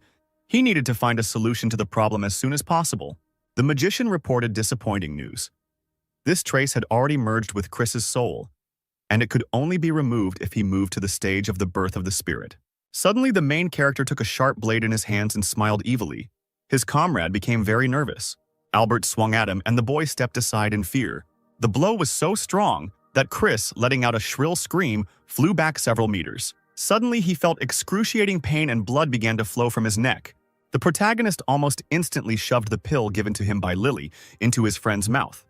In the mirror, Chris saw a fairly large scar in place of the lip imprint. Albert took him by the hand and calmed his friend, assuring him that he would disappear as soon as the boy moved to a new stage of development. That evening, Nicholas tried to escape to the Valley of the Large Tusked Elephants, where the valuable ore was located. He was chased by giant animals and tried his best to survive. Suddenly, the young man saw an energy field emitted by the portal ahead. Nicholas, without thinking, touched it to avoid death in this nasty place. A moment later, Kate and Kevin, who were playing in the yard, noticed a glow in the sky that looked like a shooting star. The children rushed to wake up the sleeping Albert to tell him about the unusual find. The sister offered the mentor to drink an elixir of vivacity, which she found in a nearby lake. Kevin reported that he felt the presence of dangerous monsters there. The hero became very nervous. He began to ask the children what they would do if they encountered a dangerous enemy. The children handed the teacher a scroll on which a clear plan of action was written. Albert stroked Kate's head sweetly. He was ready to trust their plan. 3 days later, all three reached the lake in their flying ship. The protagonist carefully examined the perimeter. The brother caught his sister, who jumped from the ship. Kevin explained that he discovered the place when he was trying to catch a small white fox, and there was a mysterious man standing behind him. He held this tiny animal in his hands. It looked a little scared. The man kindly gave the fox to Albert, who noticed a strange aura in it. The animal called the hero names, so he let the children take it. Kate was overjoyed. The fox was acting aggressively and almost bit the boy. The main character placed his students in a magic bubble. It was time for them to go to the portal. A moment later, all 4 of them dived to the bottom of the lake. The children were having fun. At the bottom, they came across a large closed gate. Kate took a mysterious crystal out of her pocket. There was a mysterious mechanism on the door. The girl placed all 6 crystals in the appropriate recesses. After this, the gates opened loudly, and the heroes saw a large hidden world behind them. The main character took out his new invention for controlling the minds of dolls. He planned to test it. He sent several of them to extract useful resources, while the rest were ordered to clear the area of monsters. In addition, the magician used the vessel for draining the seas to absorb water from the lake. A ship remained on the shore, and a funnel formed in the center of the reservoir. Suddenly, the children turned around and noticed a scary, unfamiliar creature. In the middle of the clearing stood a bunch of angry animals, their eyes burning with rage. Albert asked his student to name the most deadly technique he knew. The boy called her name. The hero folded his hands in a magical gesture. With this, he summoned a huge jet gun. The magician pointed his finger at the angry animals, lightning flashing in his eyes. A moment later, the sound of a shot was heard, and the place where the animals stood was enveloped in a cloud of smoke. The children were once again convinced of the undeniable fighting talent of their mentor. Kevin suggested going in search of a stronger opponent. Albert hit him in the forehead with his finger because he did not want to take an ill-considered risk. Suddenly, the hero's device reported that the dolls were unable to cope with one of the creatures that was heading straight here. The 3 of them turned around, hearing a piercing, frightening sound nearby. A giant monster, resembling a panther in appearance, appeared from the thicket of the forest. The children began to tremble, noticing the sinister gaze of this creature. Fortunately, they pulled themselves together and prepared to fight off the intruder. The main character was very happy with the bravery of his students. Despite this, he stood in front of the twins so as not to endanger them and fired several magic arrows. The boy advised the children to watch him closely in order to gain useful experience. The beast immediately rushed towards the hero, its sharp fangs inspiring fear. The arrows hit the ground, and the shockwave sent the panther flying back several meters. The animal let out a loud roar. It was not going to give up so easily. Suddenly, the monster's body changed dramatically, and giant wings grew on its back. Albert did not expect the battle to develop this way, but he still remained calm. Even more sharp arrows rushed towards the enraged beast. A few seconds later, the monster fell to the ground, a pool of blood forming near its head. The protagonist explained to his students that even an enemy who seems defeated must be finished off. The soul of the panther flew out of the lifeless carcass and was immediately sucked into the magic vessel. The magician rejoiced at his latest victory. The orphans played with the carcass of the defeated beast. Meanwhile, an unknown guy was killing monsters in the werewolf world. It turned out to be Nicholas, disguised as the young prince of the wolves. The young man had long wanted to return home, but the old swordsman insisted otherwise. He also said that they needed a lot more resources because in the future, the guy would need 10,000 swords. Nicholas immediately imagined himself surrounded by a bunch of blades. He could become the greatest warrior. But he quickly became upset when he remembered the enormous number of artifacts required. The old man promised to take the student to his hiding place in the future, the supplies of which would be enough to cover the expenses. Nicholas was very happy to receive this news from his mentor. Suddenly, a huge hand reached out from the sky and approached the guy. The palm grabbed the young man, and the swordsman had to leave him. A few moments later, Nicholas saw a certain entity in front of him. She offered the guy to become her student. 10 years passed after these events. Albert remembered the old days. During this time, Chris and Eva had a son named Jack, who grew up and became the hero's apprentice. Growing up, Kate brought her mentor some treats and asked why he was so sad. The boy was tormented by the thought that even in 100 years he would not reach the second stage of development. The girl handed him a treat on a stick and encouraged the teacher. She considered him the strongest in the world. The main character was happy about this. A little later, Albert's best friend Chris decided to visit him. When the children left, the guy's face seemed to change. A serious conversation was brewing. Suddenly, the warrior made a cute face and asked the hero to take his friend's son as an apprentice. The magician concentrated. According to his observations, no one from Chris's circle had children of the appropriate age. The guy felt ashamed, covered his face with his hands, and began his story. 7 years ago, a warrior and disciple from the Thousand Cloud sect went on a mission where they encountered a magical snake. Before dying, the monster released a poison on them that increased passion in living beings. Chris and his partner desperately resisted the effects of the poison. However, the souls of the boy and girl had intercourse, creating a child. Albert thought it would be foolish to abandon such a special student. The warrior sadly reported that the child's mother had died upon returning to her sect. The main character believed this amazing story and ordered to immediately introduce him to the boy. It turned out that he was sitting under a tree standing right next to the magician's house. The child's name was Henry. He was 6 years old, and he was distinguished by his intelligence. The boy happily agreed to become Albert's student and smiled broadly. The child was possessed by the desire to find his father and make him repent for the death of his mother. The main character and his friend exchanged nervous glances. Their secret must remain a closely guarded secret. The alchemist led Henry into the room where he had to pass the entrance test. After using a special technique, the boy fell into a deep sleep. Meanwhile, several horned wolves emerged from one of the portals. A large bear, who was their commander, appeared behind them. He looked around angrily. A huge scar adorned his forehead. With the help of his hawk, he realized that he was in the human world. Smiling, the commander considered it necessary to inform his fellow werewolves about this discovery. At this time, Nicholas sat quietly and obediently listened to the lecture. The mysterious entity turned out to be a powerful mentor. He taught the boy for a long time. After a few days, the main character finally managed to make his own sniper rifle. Suddenly, frightened orphans ran into the room. Kevin reported the approach of an army of werewolves. According to him, the animals kill all people in their path. Albert could not believe his ears. The boy looked at his students. He really didn't want to send them to war with monsters. The alchemist placed his hand on the table and ordered the orphans to begin training immediately. Before this, Kate and Kevin needed to buy the necessary ingredients and animal souls. The children had no doubts about the correctness of their mentor's decisions. War was brewing. 3 days later, the hero showed his brother and sister the Hall of Illusions, where time passed differently than in the real world. He also gave them special pills to help avoid side effects. The children will have to spend 1 month here. From time to time, Albert visited his pupils. By this time, the situation in the world had become tense, and more monsters were breaking through the portal. The rulers of many countries decided to help people and destroy the magical teleportation field forever. But one of the world's strongest swordsmen had already done so, killing 2 generals before disappearing without a trace. The werewolves retreated, but promised to remove the seal, holding back the powerful monsters if people entered the forbidden area. It was a territory surrounded by a protective sphere, where warriors were constantly on duty. After a while, Kevin demonstrated what he learned in the Hall of Illusions. The hero explained the situation in the world to the children, and suddenly he received a message. It was from Richard, who had persuaded his mentor to take Albert to the front lines.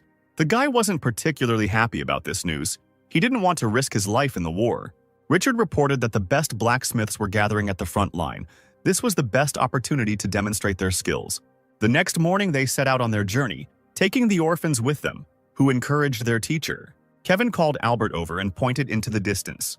The main character saw the restricted area and found it quite safe. Richard put his hand on the mage's shoulder and told him the bad news. The werewolves had received the coordinates they needed. According to him, this meant that monsters could enter the human world by paying a certain amount. All this is due to the fact that the monsters were the masters of this world, and therefore have every right to be here. In ancient times, werewolves wanted to unite their world and the earthly world. But, unfortunately for them, this process was hindered by people. They rebelled against the enslavers. Richard explained that the merger was almost complete, so monsters and humans could invade each other with impunity. Suddenly, right under the ship, several werewolves appeared, breaking through the barrier. They were noticed by Kate and Kevin. The children were very scared when they saw such monsters. Horrible monsters appeared from all sides, drooling from their mouths. Suddenly, they were enveloped in a yellow glow and the air smelled of gunpowder. It was a ship's cannon that fired. Albert and his students watched the crater that formed where the werewolves stood. The hero advised Kevin to train even harder to master a technique equal in power to this shot. Suddenly, a stranger called out to the magician and offered to do a small job for him. The man looked very strong and tall. He asked the guy to fix the broken armor. A moment later, the brute put his hand on his shoulder and led him into the forge. The armor was in terrible condition. Albert was not sure that he could handle repairing it. Luckily, the guy found a way out and asked the customer to bring some ingredients. The man could not believe that such an undeveloped person could help him. The main character, noticing this, demonstratively refused the order and headed for the exit. The brute hastened to stop him and promised to bring the necessary materials. A few hours later, Albert and his students completed their temporary home. Suddenly, a portal opened behind the hero. A hand reached out and grabbed him. It was the same man again. He had obtained everything he needed and was preparing to help the blacksmith. The guy took the crystal ore in his hands. The brute ensured the maintenance of the spiritual fire. The work was in full swing. The hero had time to get to know the man better. His name was Isaac. He told a little about himself and said that Richard's mentor advised him to turn to the magician. Moreover, if the job is done perfectly, he will reward the protagonist with a piece of meteorite ore. Albert was extremely happy to hear this. Such a valuable metal was very difficult to find. After a few hours, the work was completed and the armor looked like new. The blacksmith suggested equipping them with magical abilities for greater efficiency. Isaac quickly grabbed his box, which contained the treasures of the ice element. The guy rummaged through it and chose a magical artifact in the form of a dragon. The brute immediately boasted that he personally killed this huge monster. The man doused the armor with spiritual fire. A long and difficult process lay ahead. Using a brush and bone powder, Albert applied several runes. With the next movement, he took the artifact in his hands and prepared to put it into the armor. Suddenly, a ghost of a giant dragon appeared in the forge, wanting to break out. The monster's soul was so huge that all the warriors nearby could see it. After finishing the work, Isaac brought a bag with the promised ore and a reward of 200,000 spiritual stones. But he found the main character falling asleep right at his workplace. A little later, the brute went to test the armor by challenging the bear to a fight. A beast of monstrous size loomed over the man, looking aggressively at the man. Isaac prepared for a brutal battle. He planned to kill the monster or die himself. A moment later, they were locked in a bloody fight. The next day, a clash occurred between the people and the horde of monsters. A huge earthworm tried to swallow one of the warriors. A second later, an equally large hole appeared in his mouth. The fighters were covered by Kate, who was positioned on a nearby cliff using a sniper rifle. Several giant birds of prey became visible in her sight. With one precise shot, the girl pierced the head of the feathered creature. She enjoyed the fact that she could defeat the enemy at such an impressive distance. Kevin appeared on the battlefield. One of the warriors ordered the boy to immediately return to the safe zone. But the little fighter did not listen to him. He prepared for his new attack. A column of a substance resembling hot lava fell from the sky onto the heads of the monsters. The monsters' bodies were destroyed, but their souls remained intact. Kevin used another powerful technique and finished off the remaining life force of the creatures. The huge bird began to create an energy ball and aimed at the boy. Fortunately, he noticed the impending threat in time and managed to deftly avoid the attack. One of the birds managed to get close to the guy. It stood behind his back. Suddenly, there was a shot, and a bullet pierced the feathered creature's head. The boy's sister boasted of her powerful and useful weapon. Kevin was no slouch. He took one ball out of the bracelet Albert had given him and started casting a spell. The whole sky was illuminated with a bright light, and birds began to fall to the ground. Isaac and his friend watched the progress of the battle from the watchtower. The brute was very concerned about why the guest had come to the front line. The young man explained that he only wanted to find the person who forged the man's armor. Isaac threw up his hands. In his opinion, the guy had no need to look for a blacksmith. Besides, he didn't want to share such a talented master with his, apparently, rival. But upon hearing about a girl named Lucy, the thug's face changed dramatically. He immediately agreed to help the young man and bring Albert. The guy said that Lucy wanted to go on a trip, but she didn't have a companion. Isaac immediately ran to look for the main character and get tickets. Meanwhile, Albert was at his temporary home. Even here, he could smell the blood coming from the battlefield. Arriving at the site of the recent battle, he saw several corpses of monsters and a huge scarlet spot on the ground. Suddenly, the boy discovered his little students and was very surprised. The children greeted their mentor and studied the giant egg. The girl desperately wanted to know who would hatch from it. Albert thought it was too dangerous and suggested just making an omelet. Kevin agreed. Suddenly, Kate said about the hollow bone, which is a storage place for werewolves. The teacher was delighted. He remembered that werewolves had useful runes, so he ordered the orphans to thoroughly search each dead person. Suddenly, the guy received an invitation from Richard. Construction of a giant cannon would soon begin. Later, the main character reached the indicated place.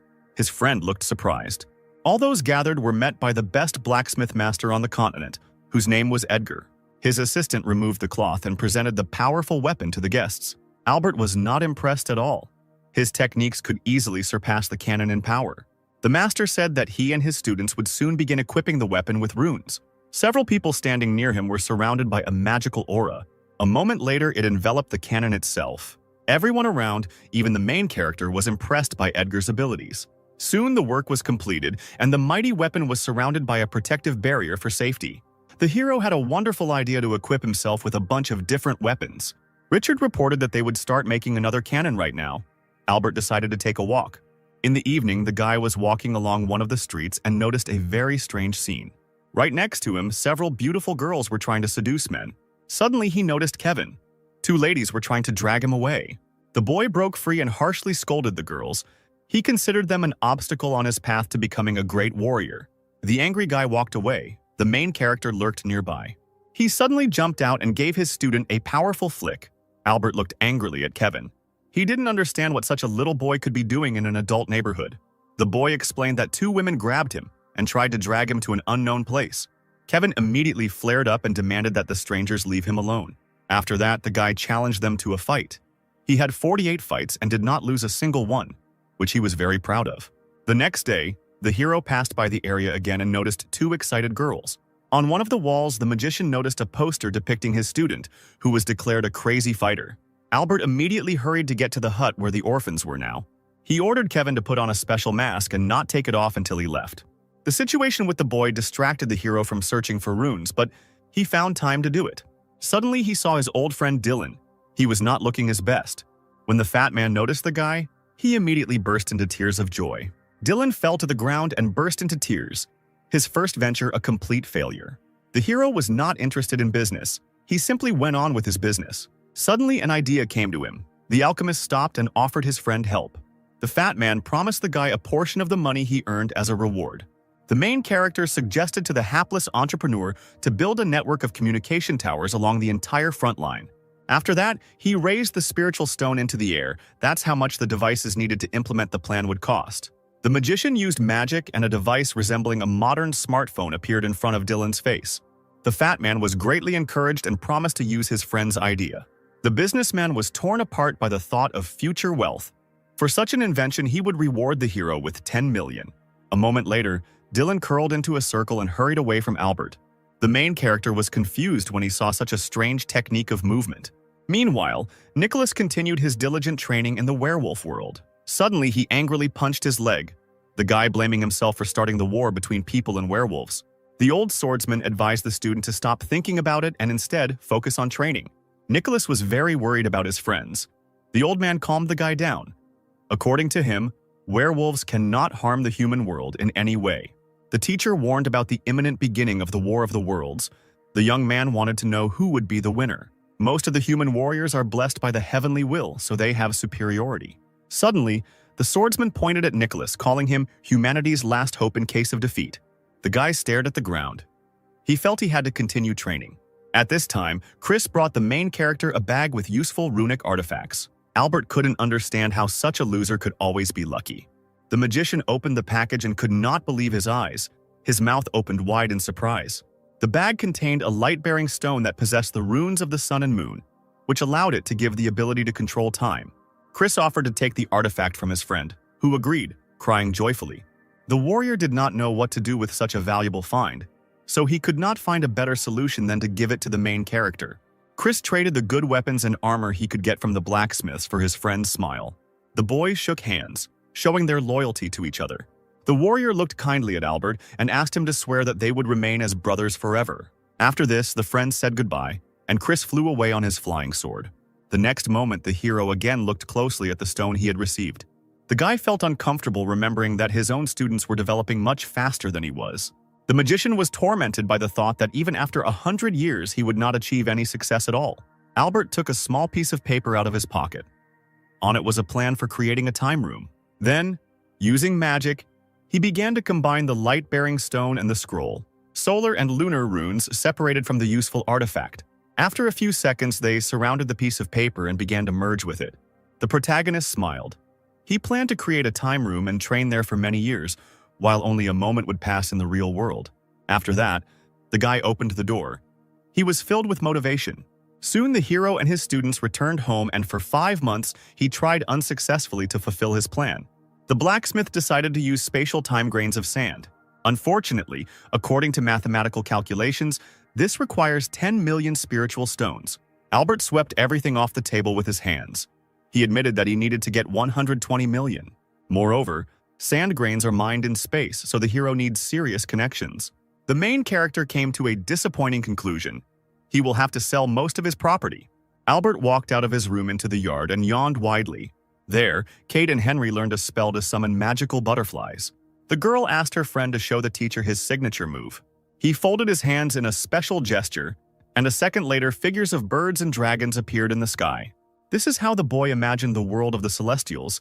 In his opinion, golden flying lizards and phoenixes lived there.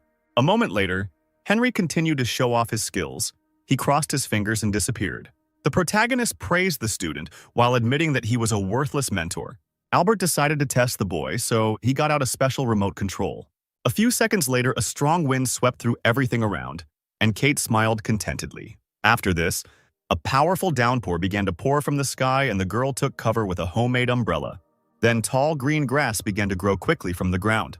The hero praised Henry for his ability to blend into his surroundings. The boy dispelled his technique, and it appeared right above Kate's head. The girl was furious at this turn of events, and the little student promised never to do it again. Suddenly, the main character created an illusion of a giant, angry tiger around himself. Henry immediately crossed his palms and formed a projection of a small white rabbit. The predator approached and looked in surprise at the cute little animal, who was trembling violently with fear. The tiger opened its mouth wide, lined with razor-sharp fangs. A moment later, Albert called for rain, and the hungry beast chased after the little rabbit. Henry was desperate to find a way to help his animal. A little later, the boy fell down exhausted, and the mentor praised him for his efforts. The student expressed a love for using illusions, as they could help him create a world in which his mother was still alive. The main character's face changed. He could not tell the truth about the boy's parents. Immediately after that, the boy hugged little Henry. Now they were his family. The student pressed himself against Albert. He was glad to feel almost paternal love. A little later, the hero brought the boy to the training hall and offered to choose several scrolls with spells. He decided to choose dark techniques. It didn't suit his cute face at all. The protagonist acknowledged that Henry was as smart as he was. The boy left the room with the scrolls. Jack hid in the shadows and looked angrily at his comrade. Chris and Eva's biological son complained to his mentor that he also wanted to learn powerful spells. A little later, the young guy began training in the Hall of Illusions. Albert transported Jack into an illusion where he was surrounded by several wild cats. Their eyes glowed red, and terrible fangs protruded from their mouths. The next moment, they simultaneously pounced on the guy. Jack pulled his sharp sword from its sheath, his gaze radiating confidence. After a couple of seconds, the young man surrounded himself with a sphere emitting lightning.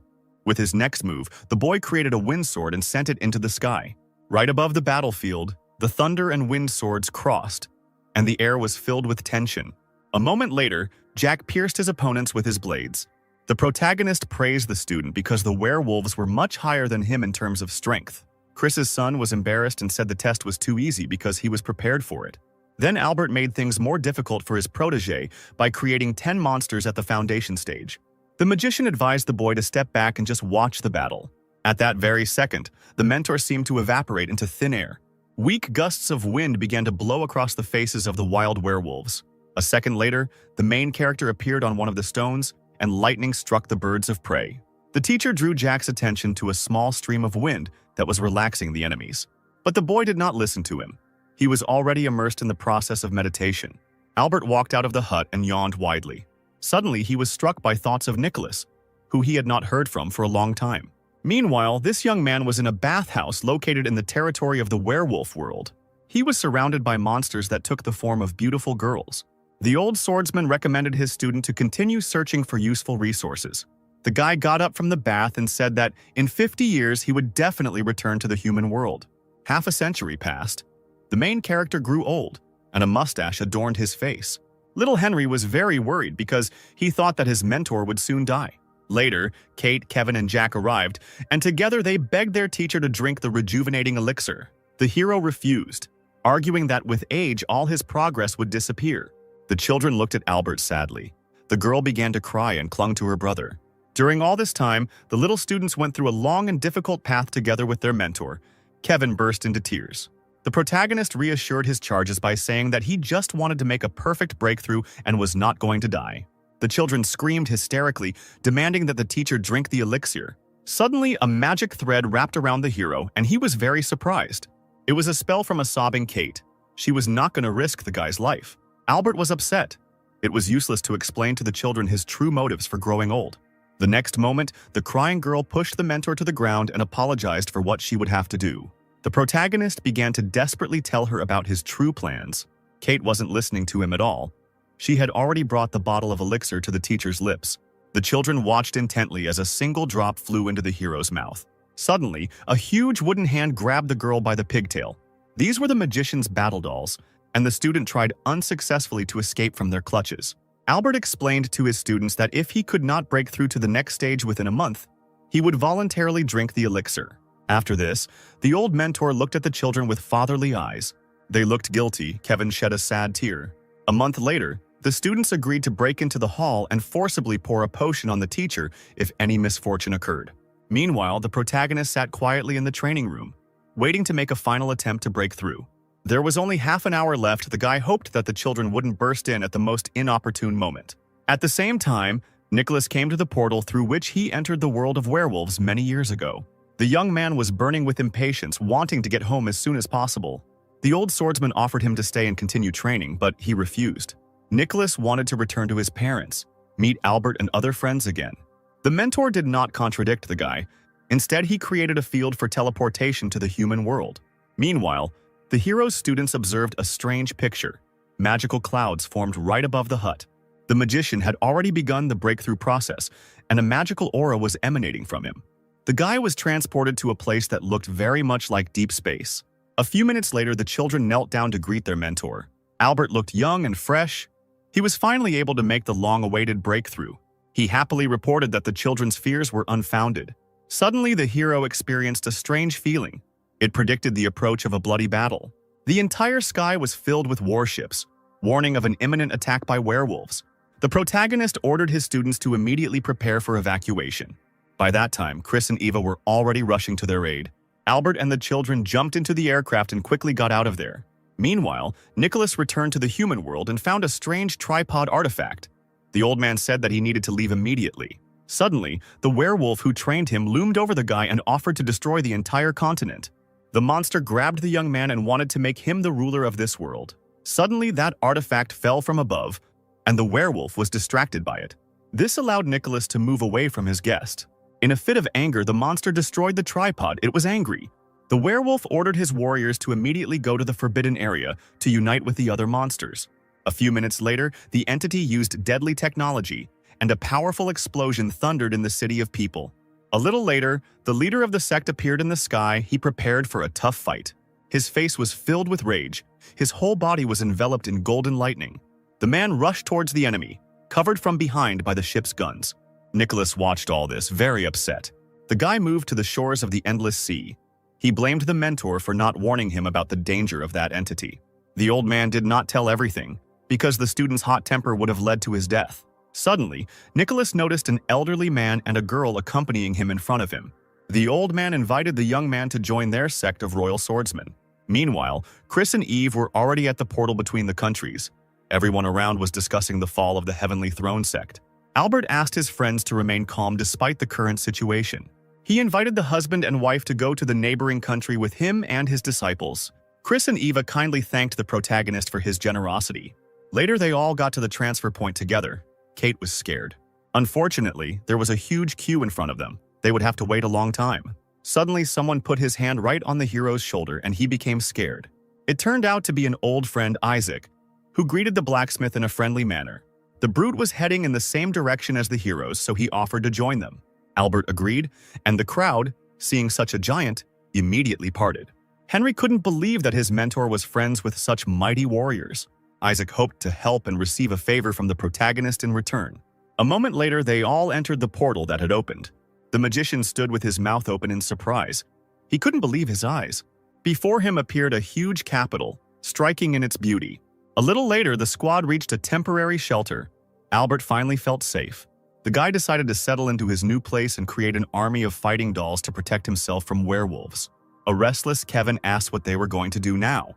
The children suggested that the hero found his own sect, and he was very surprised. Albert imagined this development for a moment. The boy suggested calling it the Steel Door Section. The protagonist approached Kevin and admitted that he always considered him stupid. Despite this, the guy was inspired by the idea of creating his own sect. A few days later, the hero and Isaac parted ways. He needed to forge divine items, but he couldn't yet. The brute promised to wait for his next breakthrough to ask for help again. They agreed to meet in 50 years and shook hands. A moment later, the man flew away. The main character wished him good luck on his way. The teacher told Kate that after lunch, they would go to look for a place to create a cult. Albert noticed the presence of an unusual spiritual aura in the air, which he had never encountered at home. Kevin was burning with impatience and suggested taking a walk around the city. Later, the magician noticed cloud islands floating in the sky. Unexpectedly, they met two guys on their way, offering to join one of their sects. They glared at each other, not wanting to let go of a potential participant. Suddenly, Henry stepped forward and enveloped his opponents in his enchanting spell. A moment later, the heroes moved forward, leaving behind the hugging guys. A little later, a local resident approached Albert and offered him a scroll containing all the basic information about the city. The main character took it and absorbed all the information. It turned out that his invention was widespread here. In addition, the flying islands served as communication stations. The Council of Elders of the Central Continent was in charge of everything here. Only they could allow the creation of a sect. The hero put a map on the table and advised the students to study it carefully. Suddenly, Kevin jumped up and pointed his finger at one place. On one of the islands, there was a large forest. There was a city nearby, and what's more, there were no other sects there. Kate whispered to her brother that if no organization had occupied the island, there must be a reason for it. Albert looked carefully at the map. He needed to check this place personally. Suddenly, the hero laid out a pile of money in front of the owner of the establishment. In return, he asked to explain why there was not a single sect near the neighboring city. According to him, there used to be many communities there, but soon the resources were depleted and everyone left the area. The main character listened attentively to the man. He asked if there were any minerals left there. The owner explained that there were mines deep in the forest, but they were guarded by fierce animals. And then a door opened behind him. The hero licked his fingers and looked at the new visitors.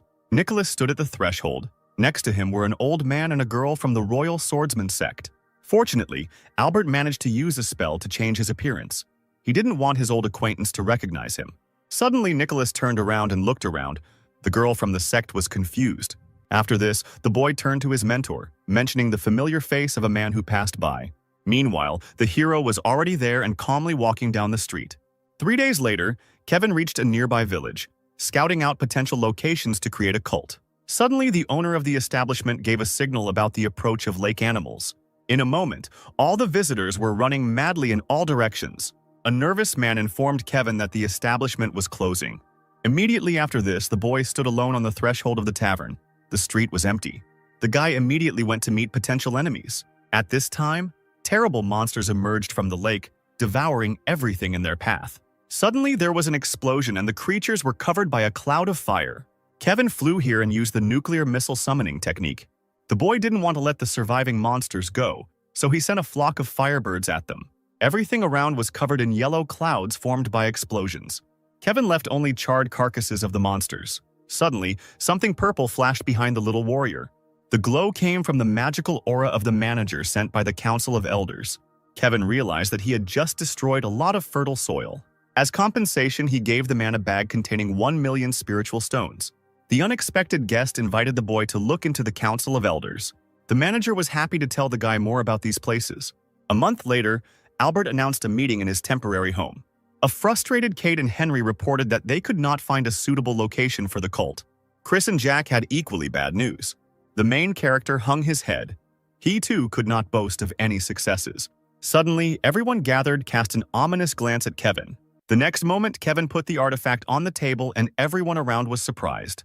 It was a holographic map with 2 locations marked on it, one in the center of the lake, the other on top of the mountain. The boy explained that the manager had given him this valuable information, and he had also promised to reduce the detachment's taxes if they settled in one of these places. After some time, the team sat on the roof, waiting for Kevin to return. The guy confidently said that a small island in the center of the inexhaustible lake would be ideal for their needs. In addition, the boy made an agreement with the Council of Elders, so if they were attacked by strong monsters, help would come to them. Albert focused on the tax credit and was concerned about how long it would last. Kevin explained that it was forever, but to get it you had to make a deposit and sign a contract. The main character looked thoughtfully at the holographic map. He was tormented by doubts. A moment later, he snapped his fingers and the entire squad was transported into an illusion that replicated the island. This area was unusually beautiful, especially since it contained all the resources necessary for the creation of a sect. Another advantage of the island was its distance from the Royal Swordsman sect, which Nicholas belonged to. The hero clenched his fist and confidently declared to the squad that they would settle here. A little later, the team showed up in one of the nearby towns to meet the manager. He was quite cheerful. The man kindly offered to send one of his warriors to the island to clear the area of hostile creatures. The main character made cute eyes and handed the representative of the elders a bag of money. He promised to personally deal with the monsters. The man was blinded by Albert's incredible smile. It looked incredibly natural. The guy remembered his long and painful training. The manager happily announced that the island now belonged to the heroes team. He also handed them jade tablets on which all the necessary information was written. After some time, Albert explored the island's territory with the help of his bird. After this, the squad climbed to the highest point, which is where the future temple of the sect will be located. The mentor put his hand on Henry's shoulder and asked him to come up with a design for the building. A second later, the boy created the silhouette of the future temple. It looked quite majestic. Immediately after this, Albert created 1,000 dolls who began to build the future building. The squad admired the hero's skill because not everyone is able to control such a large number of wooden workers. The main character really liked it when his students complimented him. Chris suddenly said that he didn't know his old friend very well since he was surprised by such spells, so he suggested that the magician fix it. Albert tried to get rid of his annoying comrade, while Eva and Jack watched this absurd picture. The hero was quick to upset his team. They will have to work hard to finish the construction. After that, he ordered Chris and Kevin to go together to clear the island of monsters. Kate was tasked with exploring the lake bed and marking the location of the mines. The main character gave Jack and Henry the task of recruiting 100 talented students. Suddenly, Albert noticed that Ava was standing next to her daughter Emma, whom she had been hiding all this time. They were assigned to look after the dolls. When the entire squad dispersed, the main character breathed a sigh of relief. He had a difficult job ahead of him. With the help of a magic doll, he dug a deep cave that would serve as a warehouse. The guy also decided to build an automated farm in the future. The team also needs a conveyor belt to manufacture weapons for combat dolls. The magician looked thoughtfully into the distance. He had to live here for another 50 years before he could break through to the next stage. Suddenly, the guy had an epiphany. Now their network will be called the Sect of the Mystery of the Spirit. A whole month later, the construction of the temple was still ongoing. Chris watched the dolls work. He had already cleared the island, but sent Kevin to inspect the area. The guy was drinking with Albert and asked if it was true that all robots were controlled by a magic sphere. Suddenly, the warrior felt the presence of a large sphere behind him, and cold sweat ran down his face. Chris jumped up in fear, clutching his heart. The magical device had scared him greatly. The guy suggested calling the ball Churnish. The artifact's mechanical eye was filled with red light, which did not bode well. Suddenly, several holographic windows appeared around the warrior. He was very surprised. They opened up to photos of Chris training Jack, and judging by the boy's face, he was bored. Then came the photos of the guy trying not to look at his family when Henry appears next to them. The warrior felt ashamed that even a soulless robot had revealed his secret. Chris placed his palm on his forehead and respectfully greeted the puppet master. The guy was upset that he had to tell the terrible secret of his illegitimate son. Albert recalled the curse that bewitched his friend during the conception of the boy. The hero advised Chris to quickly tell his son the truth in order to make his fate easier. Jack and Henry soon returned, bringing with them 65 students. The hero was pleased with the students' work, despite the fact that they did not fulfill the plan. The children looked out over the side of the ship in amazement. They were burning with impatience to begin training. Henry remembered his first meeting with Albert with warmth. The ship began to land. The main character and Chris were already waiting for the arrivals. The warrior's sons reported to the hero about the work they had done. The magician praised them. The children were amazed by his mesmerizing smile. Albert decided to appoint Kate as the head of the sect, since she is the most disciplined and responsible. Henry and Jack said they weren't tired at all, so they decided to go get a new batch of students. Chris and the mentor watched the ship fly away. The warriors' children were very good. Meanwhile, Kate dived to the bottom of the lake with the help of a submarine that the hero provided her with. The girl read about the history of this place. In the distant past, cruel monsters invaded here. The student had a brilliant idea. Albert would make a device for her that would find valuable objects. The guy happily agreed to fulfill her request, also mentioning that Kate would soon become the head of the sect. The girl's expression immediately changed. She realized what a burden of responsibility would fall upon her. The student admitted that none of her classmates was more suited for the position than she was. Kate reluctantly agreed to become the head of the Spirit Mystery Sect.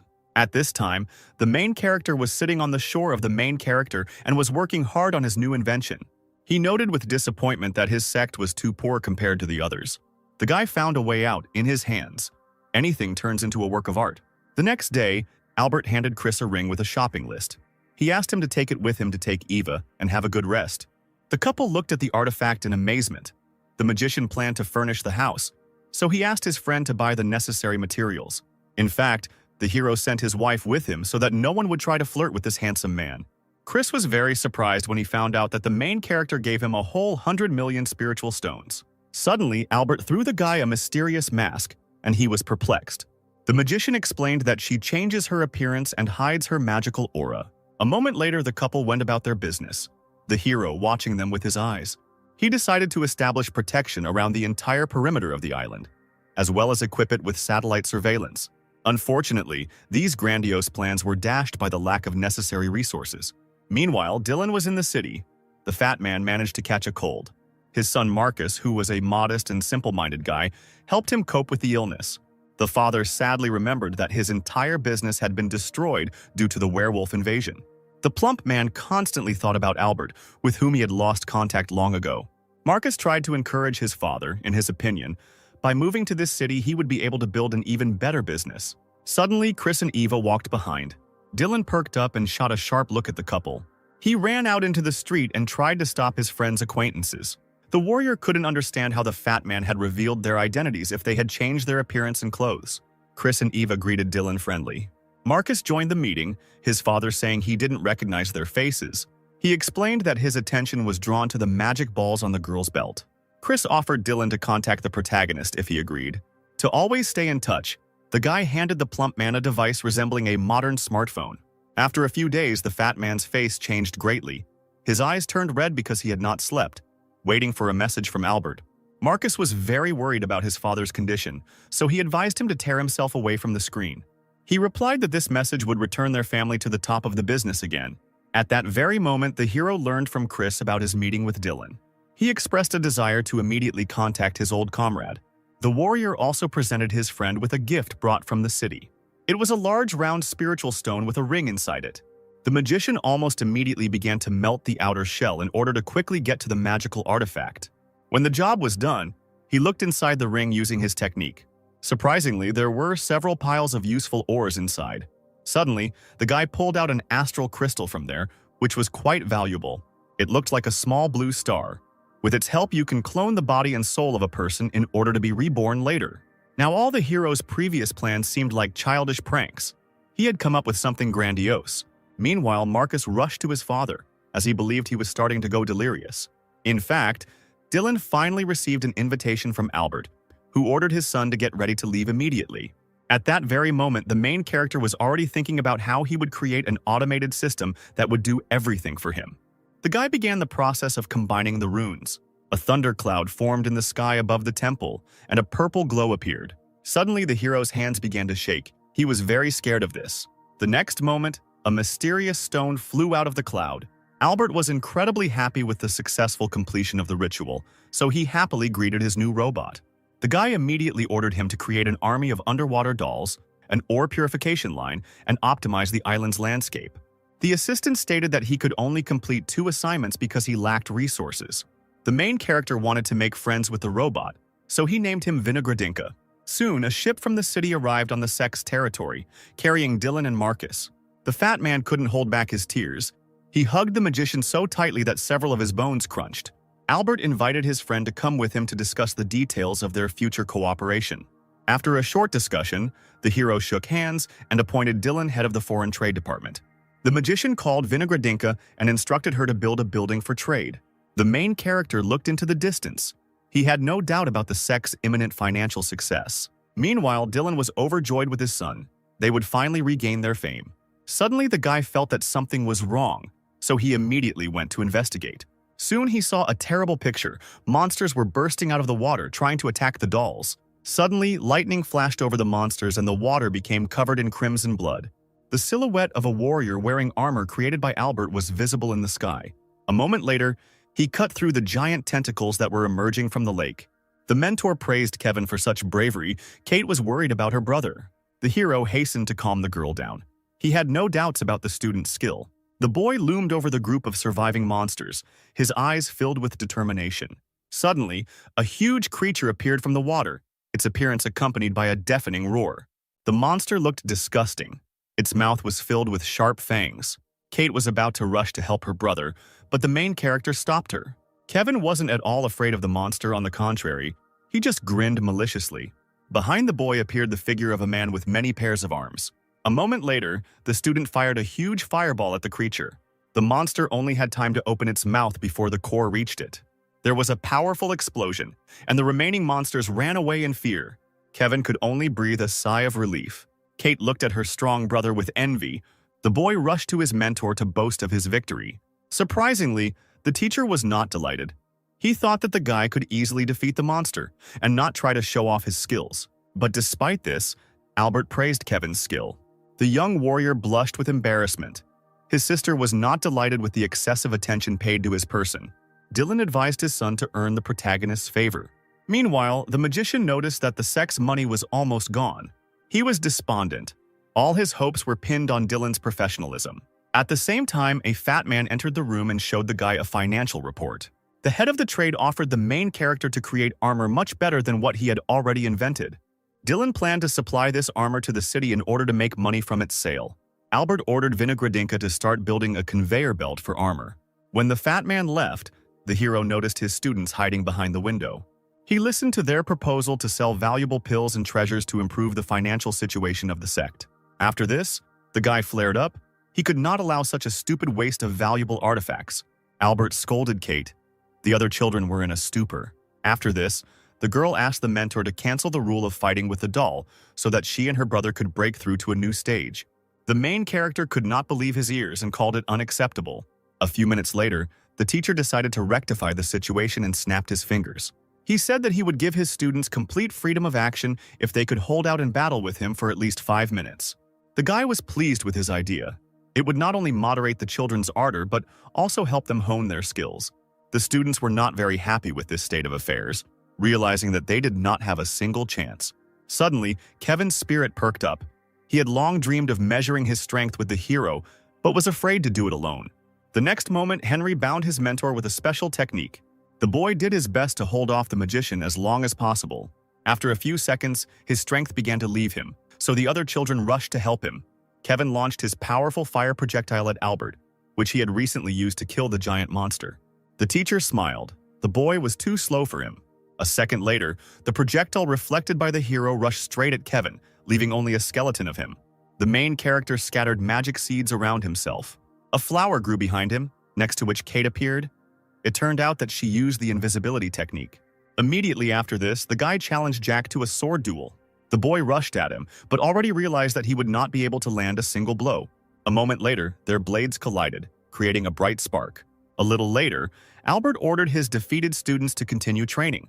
3 months later, Dylan happily informed the protagonist about an upcoming deal to sell the armor.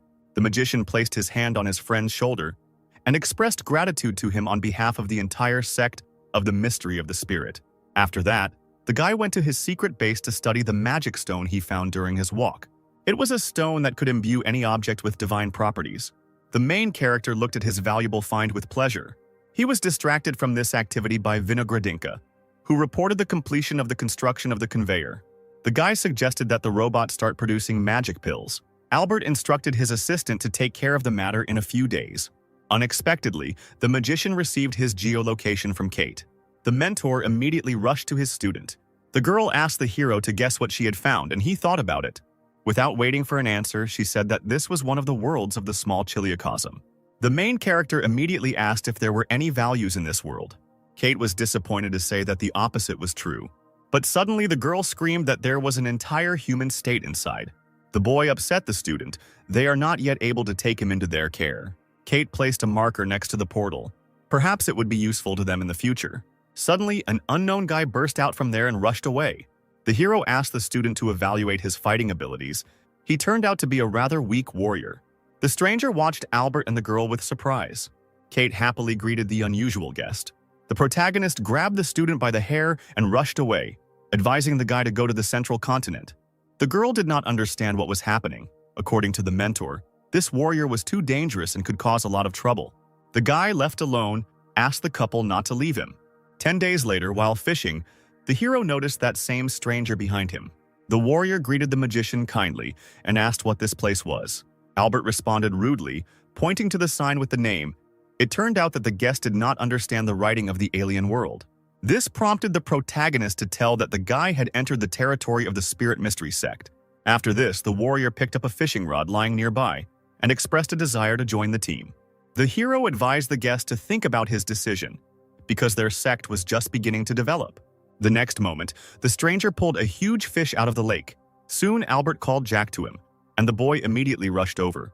The hero instructed the student to fight the guest to test his fighting skills. The guy immediately gave Jack a cold look. He wasn't going to feel sorry for him. Just before the fight, the stranger finally introduced himself. His name was Levi. After this, the swordsmen bowed to each other as a sign of respect. A moment later, the opponents' blades clashed, their menacing gazes meeting. A second later, Jack used the wind element to gain a slight advantage. A stream of air instantly surrounded Levi. He was at a loss. The boy created a protective aura around himself to prevent the boy from striking. Jack immediately rushed past, saying that this would not help his opponent. The young warrior was distracted by the conversation, so Levi was able to pick the right moment and attack his opponent. The boy, thrown aside, was not going to give up. He accumulated energy in his sword and directed it at the enemy. A powerful explosion thundered where the guest from another world was. When the smoke cleared, Levi could only admit defeat and fall to his knees. Jack admitted that his victory was due to the blade being too powerful. Suddenly, Albert jumped out of the bushes and began to praise his student. The guest sadly realized his loss and asked the protagonist to give him another chance. He gave Levi 3 tries, and if he won at least once, the boy would join the sect. On the way to the temple, Jack asked the mentor to give him and his brother powerful abilities. Albert replied with a smile on his face that it was too early for them to think about it. The magician also asked the boy to evaluate the fighting skills of his recent opponent. The student acknowledged his rather outstanding swordsmanship and strong desire to win. The protagonist ordered Jack to continue training in order to defeat Levi again. Otherwise, the mentor promised to expel the boy from the sect, but he was dumbfounded. This harsh ultimatum motivated the young warrior to become even stronger. Suddenly, the teacher pointed his finger to the sky, where a beautiful and well-sharpened blade was hovering. Suddenly, the weapon shot towards the lake, piercing the head of a giant crab that emerged from it. Jack watched his mentor's technique with admiration. In the future, it would be his. Immediately after this, Albert asked his student to take the defeated animal to Kate to cook it. In the evening, the hero ate his fill of several plates of rice with crab. Everyone praised the girl's culinary skills and she blushed with embarrassment. After a hearty dinner, the magician asked the children to express their opinions on his plan for developing the sect. Kate asked to be allowed to go on a treasure hunt. Henry wanted to travel around the central continent. Jack agreed with his brother. Kevin decided to stay with his teacher. Albert was not very happy with what was happening. The magician couldn't believe that he had failed to raise his children well. The guy harshly reproached the students for their irresponsible attitude towards the future of the sect and ordered them to start working. 6 months later, the main character and Dylan were celebrating a successful deal worth $400 million. During their business conversation, they discussed the imminent creation of a trading company.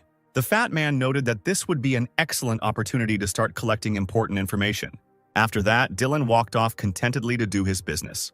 Hugging a bag of money he had earned, Albert came up with the idea of building a large flying ship. Soon the hero met Chris, who greeted him kindly. The warrior reported the disappointing news to his comrade. Werewolves began to capture neighboring countries. Chris expressed a desire to join the volunteer squad in order to receive a good reward. Besides, He really wanted to see his family, and a stingy tear rolled down his cheek. Albert agreed to fulfill his friend's request, but first he needed to make new equipment for him.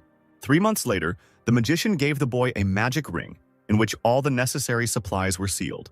The hero also asked his friend to definitely come back in 50 years. Chris promised to be as careful as possible, his gaze filled with determination. The main character had a fun time seeing off his best friend. After this, the magician could only look into the distance at the departing ship. 3 months later, the clerk of the Council of Elders visited the sect along with his assistant. Albert introduced the man to Kate, who was the head of the settlement. The clerk took a mysterious scroll out of his pocket, and the hero and his student froze in anticipation. The guest smiled wickedly as he presented the Spirit Mystery Sect with a tax bill of 30 million. The man then spoke about the 36 Aryans who founded the Council of Elders more than 30,000 years ago. The clerk explained that the 56 Aryans currently living were monitoring the situation throughout the continent. They do this with the help of a Skywatch device and a starship that helps them reach other worlds. They also use 4 magic mirrors which reflect the origins of all causes and effects. The clerk continued his story for a long time. Albert did not listen to him at all. Suddenly the man stopped and hinted that if the sect did not pay taxes, it could pay dearly for it. A moment later, the main character handed him several bags containing the entire required amount. Suddenly, the magician asked whether the council would help the sect if it was attacked. The clerk explained that the elders would only intervene if the enemies were werewolves. If a settlement is attacked by a specific person, then he will be declared wanted and a reward will be assigned, the hero thought. Suddenly, the magician realized that the clerk's constant chatter was starting to irritate him. Albert was also concerned about whether the council could reveal information about the cult to anyone who asked for it. The clerk promised to ensure the settlement remained as discreet as possible and apologized for sending Levi here. After this, the main character saw the man off. The guy admitted that the elders were quite clever at making money out of thin air. Kate invited her mentor to join the council when their sect had grown quite a bit. Albert just smiled sweetly, looking at the little naive girl. Meanwhile, work on the armor production line was in full swing. Dylan convinced the protagonist to make small deliveries of armor. He was not too happy. Vinogradinka informed the magician that there were 5 disciples in the sect who had potential in forging and alchemy. Suddenly, the robot said something unusual. Among all the students, there is a boy named Steve. Albert froze. At this time, a duel was taking place between Steve and another student, and they were being judged by a guy with a monocle. The enemy used a primitive technique to summon rain. The boy thought he impressed Steve, but Steve wasn't surprised at all. The talented student with glasses used his secret technique, and a strange cloud formed in the sky. The next moment, a small pile of manure fell right on the upstart's face. Immediately after this, everything around was flooded with fertilizer rain. The main character burst into loud laughter. He really liked this boy's way of thinking. Albert decided to take Steve under his personal tutelage. Suddenly, an alarm sounded, warning of an invasion of beasts. The magician was beside himself with anger. A few minutes later, he was already heading to the place where they appeared to deal with them once and for all. All the island's cannons were switched to combat readiness and had already begun firing at the monsters. At this very time, Kevin was happily using his explosive techniques. Seeing his mentor's ship on the horizon, the boy reported that the situation was under control. Immediately after this, Albert and Kate set out to search for the leader of the beasts. Having donned the armor, the protagonist asked his student to be careful. A moment later, the main character created a giant robot around himself. The mage asked Kate to attack the monsters from behind while he distracted them with a frontal attack. The girl clenched her hand into a fist. Next to her mentor, she was afraid of nothing. A second later, the body of the huge robot dived into the lake, ramming one of the monsters. The guy then grabbed the soul of this creature to explore its memories. It turned out that the attack was carried out by a giant turtle that wanted to take its eggs from the island.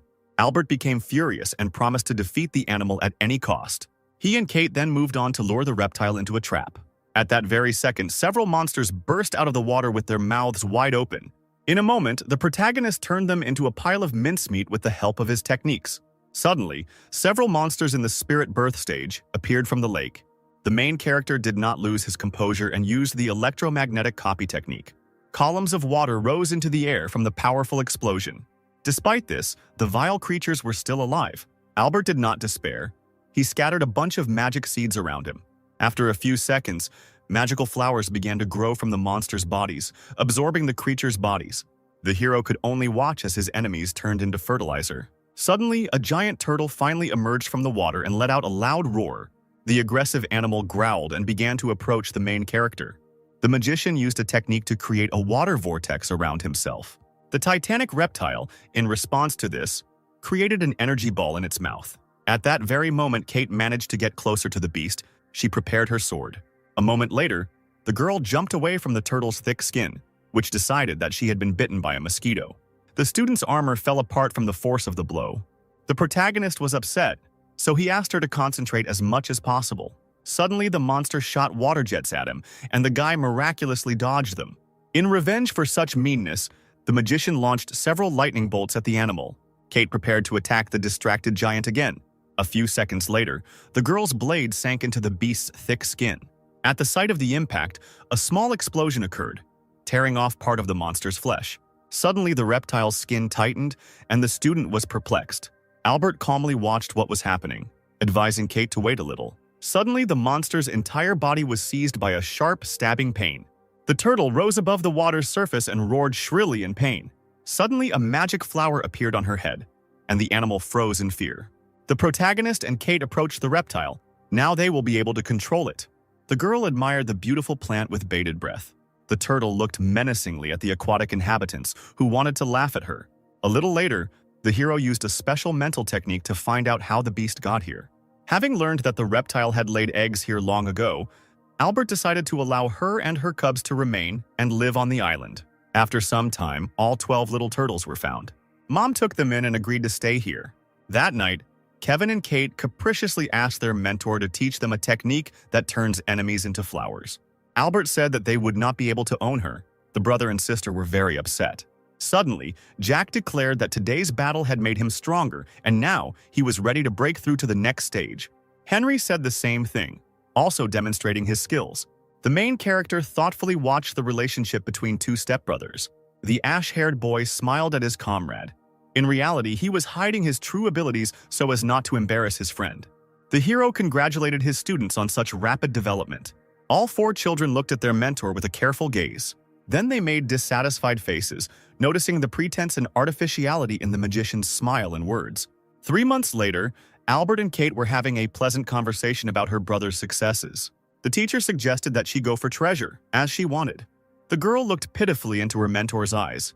She felt something unusual. The boy began to think about how he would set the children free, allowing them to create their own destiny.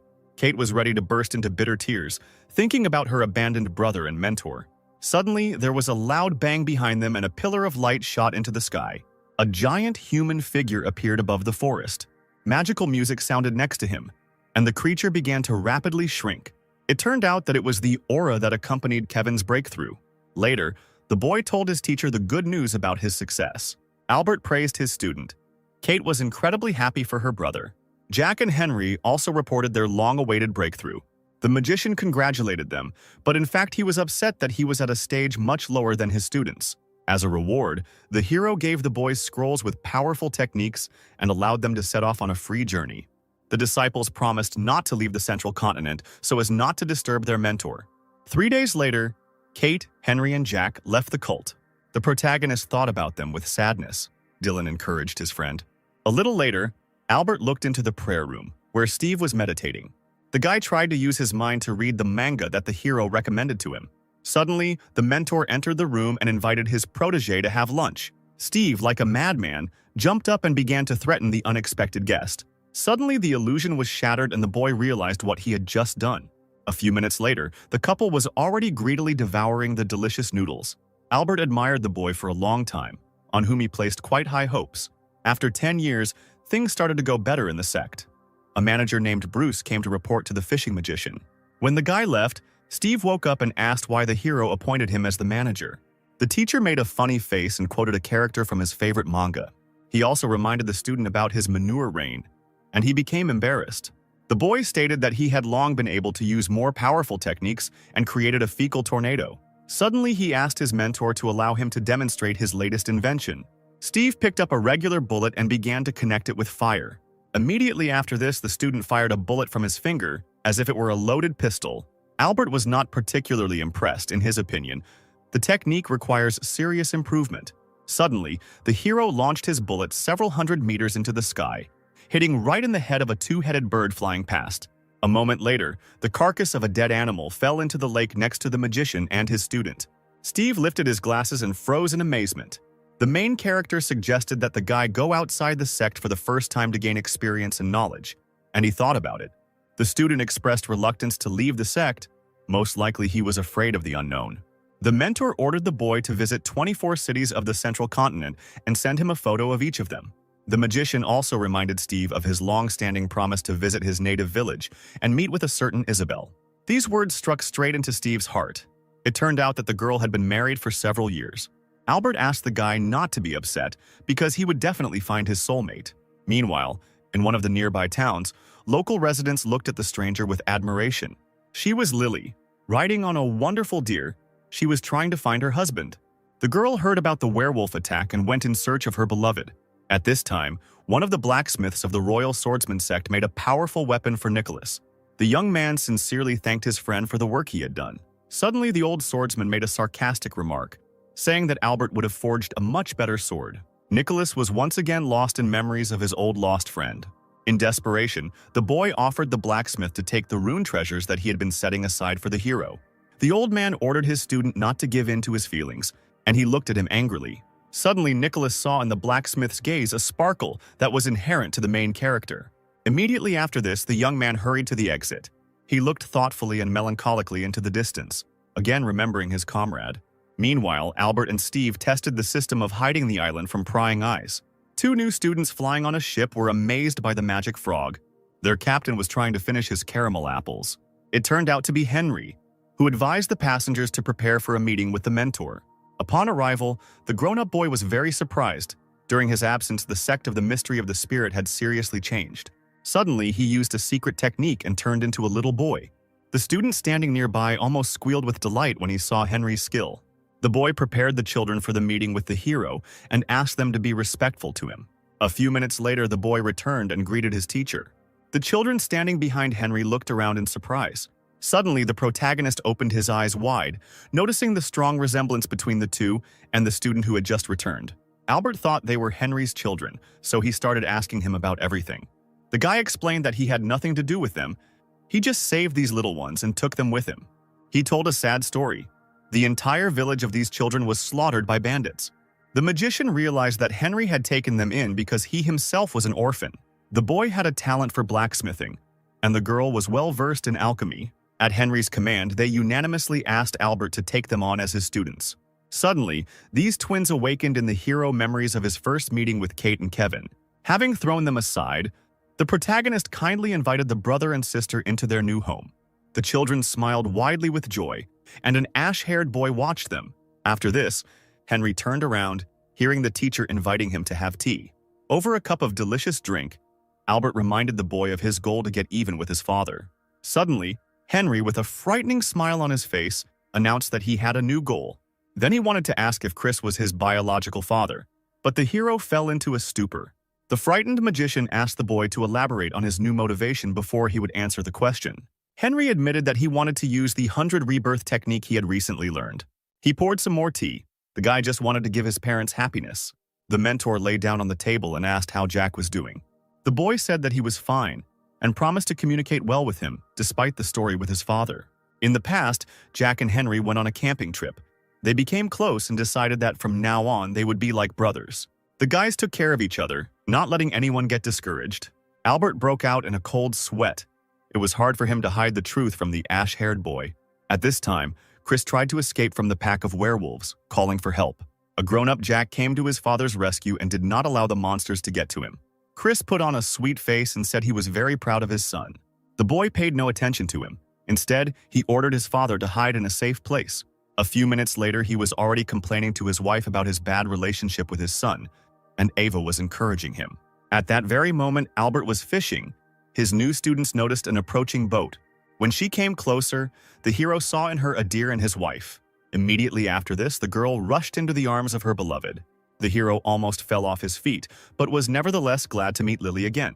After talking a little, the magician invited her on a tour of the island. A few minutes later, Lily was admiring the beauty of the local buildings.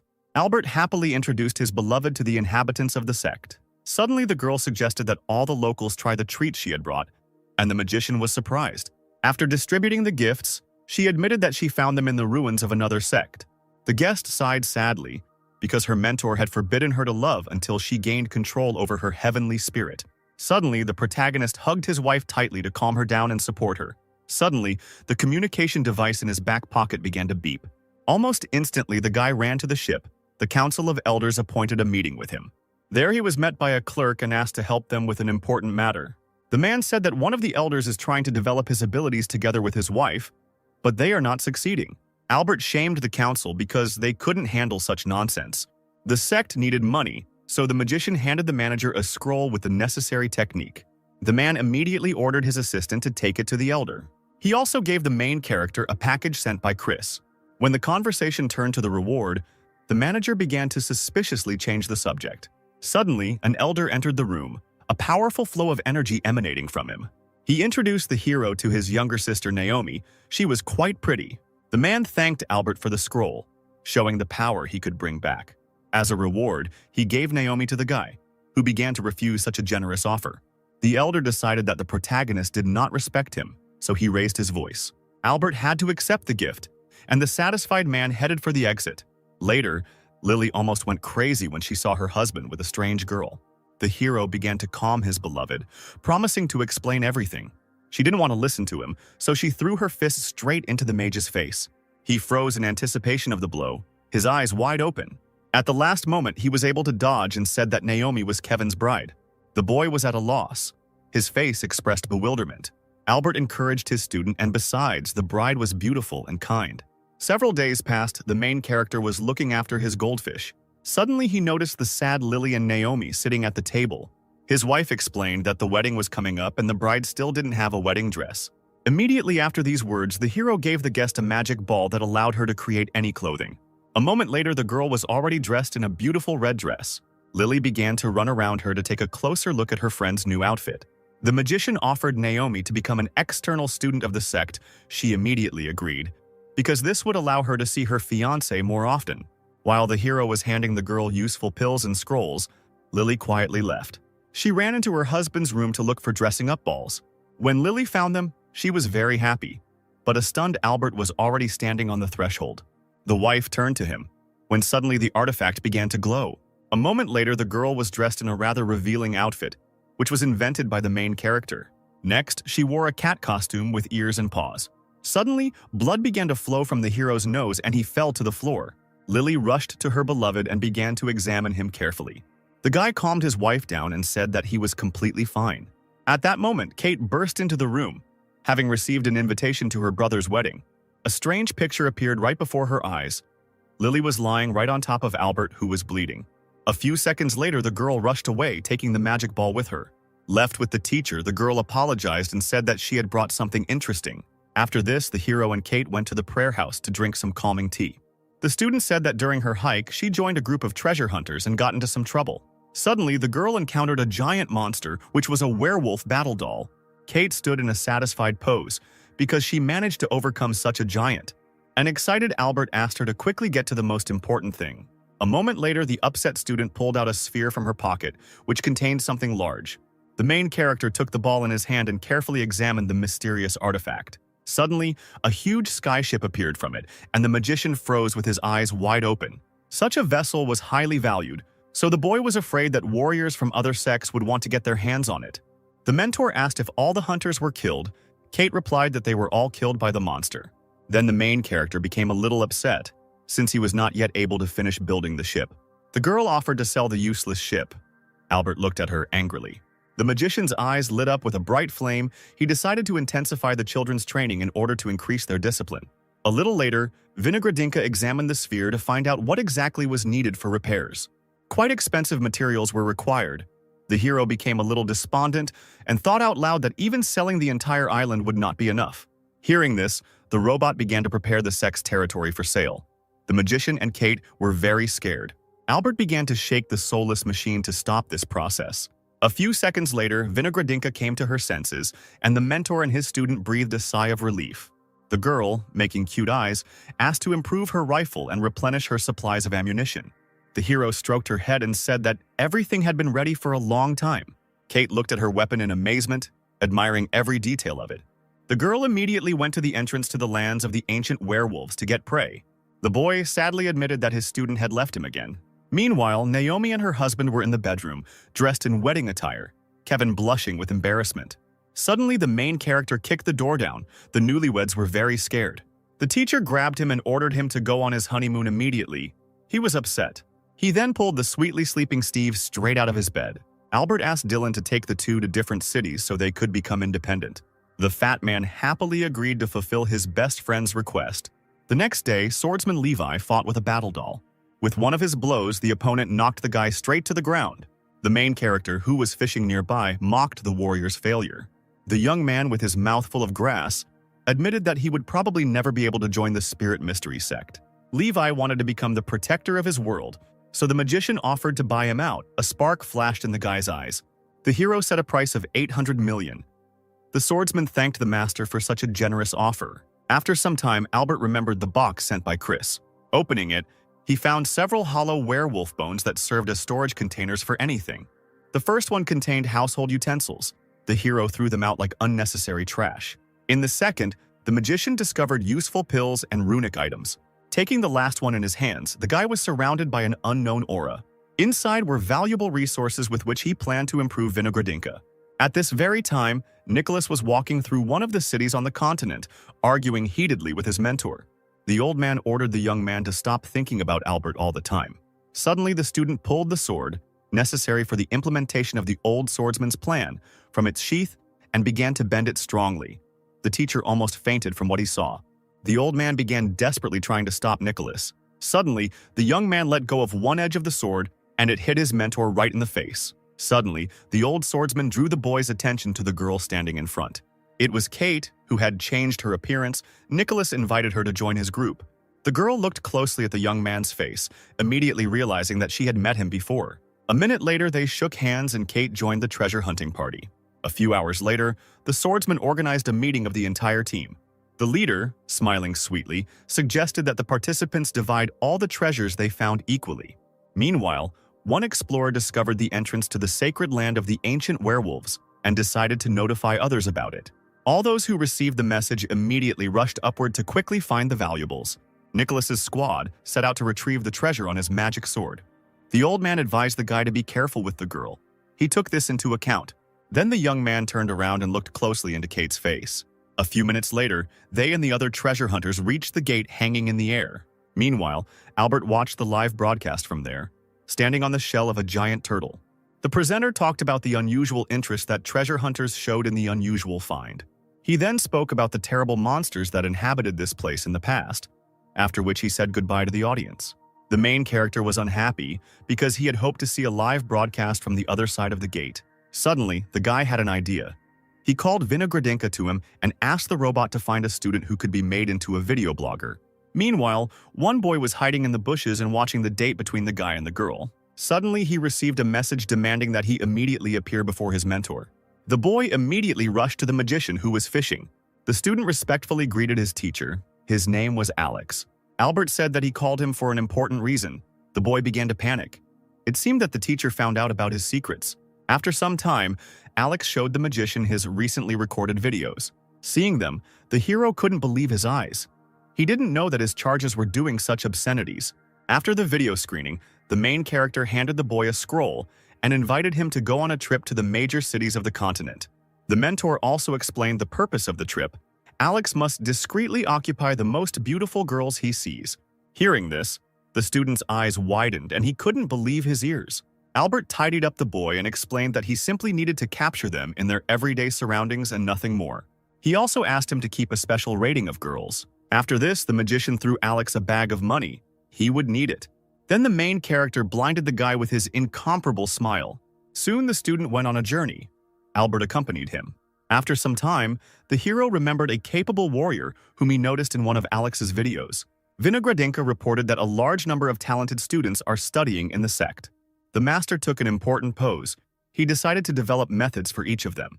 After 3 months, almost all students received their own personal educational equipment.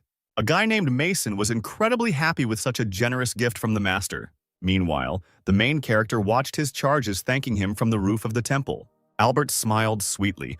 looking forward to their rapid career growth. At this point, Nicholas was telling the other squad that they had no valuables. The leader of the robbers ordered the young man to immediately give up everything they had found. All of the swordsman's companions gave up their magic rings to save their lives. Nicholas refused and stood in front of the bandit leader. The nasty guy advised him to change his mind immediately. Instead, the warrior created several flying swords and prepared for battle. Then a giant silhouette of a dragon appeared above the swordsman's head. The bandit leader grinned. He had long wanted to fight a worthy opponent. Suddenly, the entire squad of bandits was pierced by invisible arrows, and their leader froze. The next moment, Nicholas quickly rushed to the attack. The young man and the enemy leader glared at each other. At that very moment, Kate was covering her team from a nearby cliff. She looked playfully through the scope, burning with impatience to try out her rifle as soon as possible. Nicholas was able to stop the enemy's blade with his hand at the last moment. The old man was unhappy with his student's weakness. It irritated him to no end. A second later, the swordsman made the dragon vomit a bunch of swords from its mouth. Unfortunately, the enemy managed to dodge the deadly attack. Nicholas gathered his wits and stood in a sword stance, crossing his fingers. A moment later, the dragon rushed towards the two surviving bandits. The assistant covered himself and the leader with a special shield. Suddenly, a bullet fired by Kate destroyed the barrier and pierced the bandit's head. The leader, enraged by this, decided to go after the girl to take revenge. Suddenly, Nicholas jumped high into the air and fired several sharp swords at him. A moment later, a large fountain of scarlet blood gushed from the bandit's mouth. The strong swordsman had no choice but to leave the scene of the recent battle. A little later, Kate joined him and suggested dividing equally all the treasures found so far. They had several large piles of spiritual stones, each receiving 16 million. The leader also asked the girl to leave him all the werewolf weapons she found, but she was a little unhappy. Unexpectedly, the old swordsman hinted to his student about his companion's weakness in close combat, and the boy was taken aback. The mentor hovered over him, begging him to take away Kate's share. A moment later, he whispered in Nicholas's ear that he could do it himself. The girl looked at her commander's hand, filled with energy and bewilderment. In his head, the swordsman ordered the old man to stop trying to take control of his body. Stopping the teacher, the young man kindly handed his partner the box containing her share of the treasure. After this, Nicholas looked thoughtfully after Kate as she left. It turned out that it was her doll. The real treasure hunter was hiding in the bushes. Meanwhile, Albert, wearing sunglasses, was cutely counting little turtles. Soon their mother attracted the hero's attention by raising her head from the water. The magician fed the giant animal a tasty treat from his hand. He also fed her children. The guy planned to make magical guards out of them. The main character thought about the fact that in 1,000 years, only these turtles will remain his friends. These thoughts made him break out in a cold sweat. Albert had no desire to become a turtle hermit. Arriving on the shore of the island, he noticed a strange movement in the water. A few seconds later, the head of a disguised Kate appeared from there. The teacher pulled his student out of the water. He learned of her presence from Vinogradinka. After some time, the hero tried to dry the girl with his magic hairdryer. Kate placed a beautiful jug on the table, which contained very expensive tea. Albert almost instantly caught the unusual scent with his nose. Soon the girl poured her mentor a drink into the expensive tea set she had bought. The main character shed a small tear. He hoped that the student would spend part of the money on helping the sect, and not on such nonsense. Kate also reported about a mysterious guy from the sect of Royal Swordsmen. The magician choked on his tea, immediately realizing who they were talking about. The teacher ordered his charge to stay as far away from him as possible. Then the girl showed the teacher the unnecessary things she found during her hike. At this time, Nicholas was in the buyer's shop, demanding 200 million for his treasures. The slightly angry worker tried to lower the price, but to no avail. Meanwhile, Bruce brought his master and Kate a delicious lunch. He also asked the hero to examine his scroll with plans for the construction of experimental testing grounds. The magician crossed out several of them, but approved the launch of the rest. The main character asked the girl to look at something interesting. Mason, one of the strongest students, appeared on the screen. Kate felt a little dizzy from the excessive realism of the image. Suddenly, she received a letter asking for help from Kevin. The sister immediately went to her brother. Albert asked her to hurry. At this time, Kevin and Naomi were talking on the street of one of the cities on the continent. Suddenly, a stranger ran up to them and invited the guy to join their sect of 1,000 Paths. The warrior stated that he was already a member of a similar organization, which upset the unexpected guest. The 1,000 Paths. Sect Boy began to praise his mentor, mentioning his outstanding abilities. When Kevin refused again, the stranger threatened to challenge his comrades to a competition with the warrior. Hearing this, The excited disciple of the Albert sect hurried to shake hands with his new acquaintance. A few hours later, Kevin, Naomi, and Kate had already arrived at the battle arena, anticipating an interesting battle to come. The faces of the warriors' opponents looked rather arrogant and disgusting. Suddenly, the instigator of this entire battle noticed that Kate had started broadcasting live. He was a little embarrassed, apparently fearing the possible public defeat of his comrades. Unexpectedly, Kevin suggested putting 3 opponents against him at once to give him at least one chance to win. The Warriors of the Thousand Paths sect did not tolerate such insolence, preparing their hands to use techniques. Soon a protective dome was formed over the battle arena. Meanwhile, Albert called the twins Thomas and Riley to watch the battle together. Soon, the 3 of them were waiting with bated breath for the fight to begin. Suddenly, Kevin's opponent used a camouflage technique, becoming completely invisible. The warrior did not lose his composure and brought down a rain of stones on the enemy, revealing his disguise. The guy's next opponent stepped forward. He was dressed in armor. Kevin donned the armor forged by the protagonist. The hero and the twins enjoyed watching the battle as if it were a movie. Soon, a warrior from the Spirit Mystery sect used a technique that created a lava waterfall. Fiery silhouettes rushed towards the enemy, who lay on the ground and shook with fear. His comrades decided to find Albert and lure him to their side. Suddenly, the main character choked on his popcorn, sensing something was wrong. A moment later, Kevin formed a huge figure of a multi-armed man, preparing for a powerful attack. All the enemies were blinded by the light emanating from him. Kate and Naomi wore sunglasses to protect themselves from the glow. The dome dispersed, marking Kevin's crushing victory. As a reward, the sect's disciples gave the boy a source of the wood element. The warrior began to refuse the gift, considering it undeserved for such an easy victory. After testing the quality of the signal, the magician came up with the idea of sending his doll outside and controlling it like a video game character. He then took Thomas and Riley to go test his idea. A few minutes later, the main character was checking the functionality of his combat doll. Unfortunately, this model was not suitable for long-range combat, which struck Albert right in the heart. Then the guy hysterically ordered Vinogradinka to solve this problem. With tears in his eyes, the hero allocated 1 billion spiritual stones for this purpose. Soon, all the necessary materials were delivered to Albert, who was still wiping tears from his face. After this, the master took out the magic stone he needed so much from the box. After 10 days, the main character tested his robot. Kate couldn't be happier. When the doll landed, the boy introduced her to the girl. The student hugged her mentor's double tightly. She would finally be able to go on treasure hunts with him.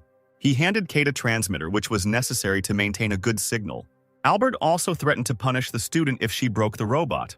Soon the magician gathered Kate for a hike. He was eager to test the doll in the field. At this time, Jack and Henry were discussing Chris's recent bite from a dangerous snake. The ash-haired boy immediately noticed that his friend was worried about something else. The warrior explained his difficult situation.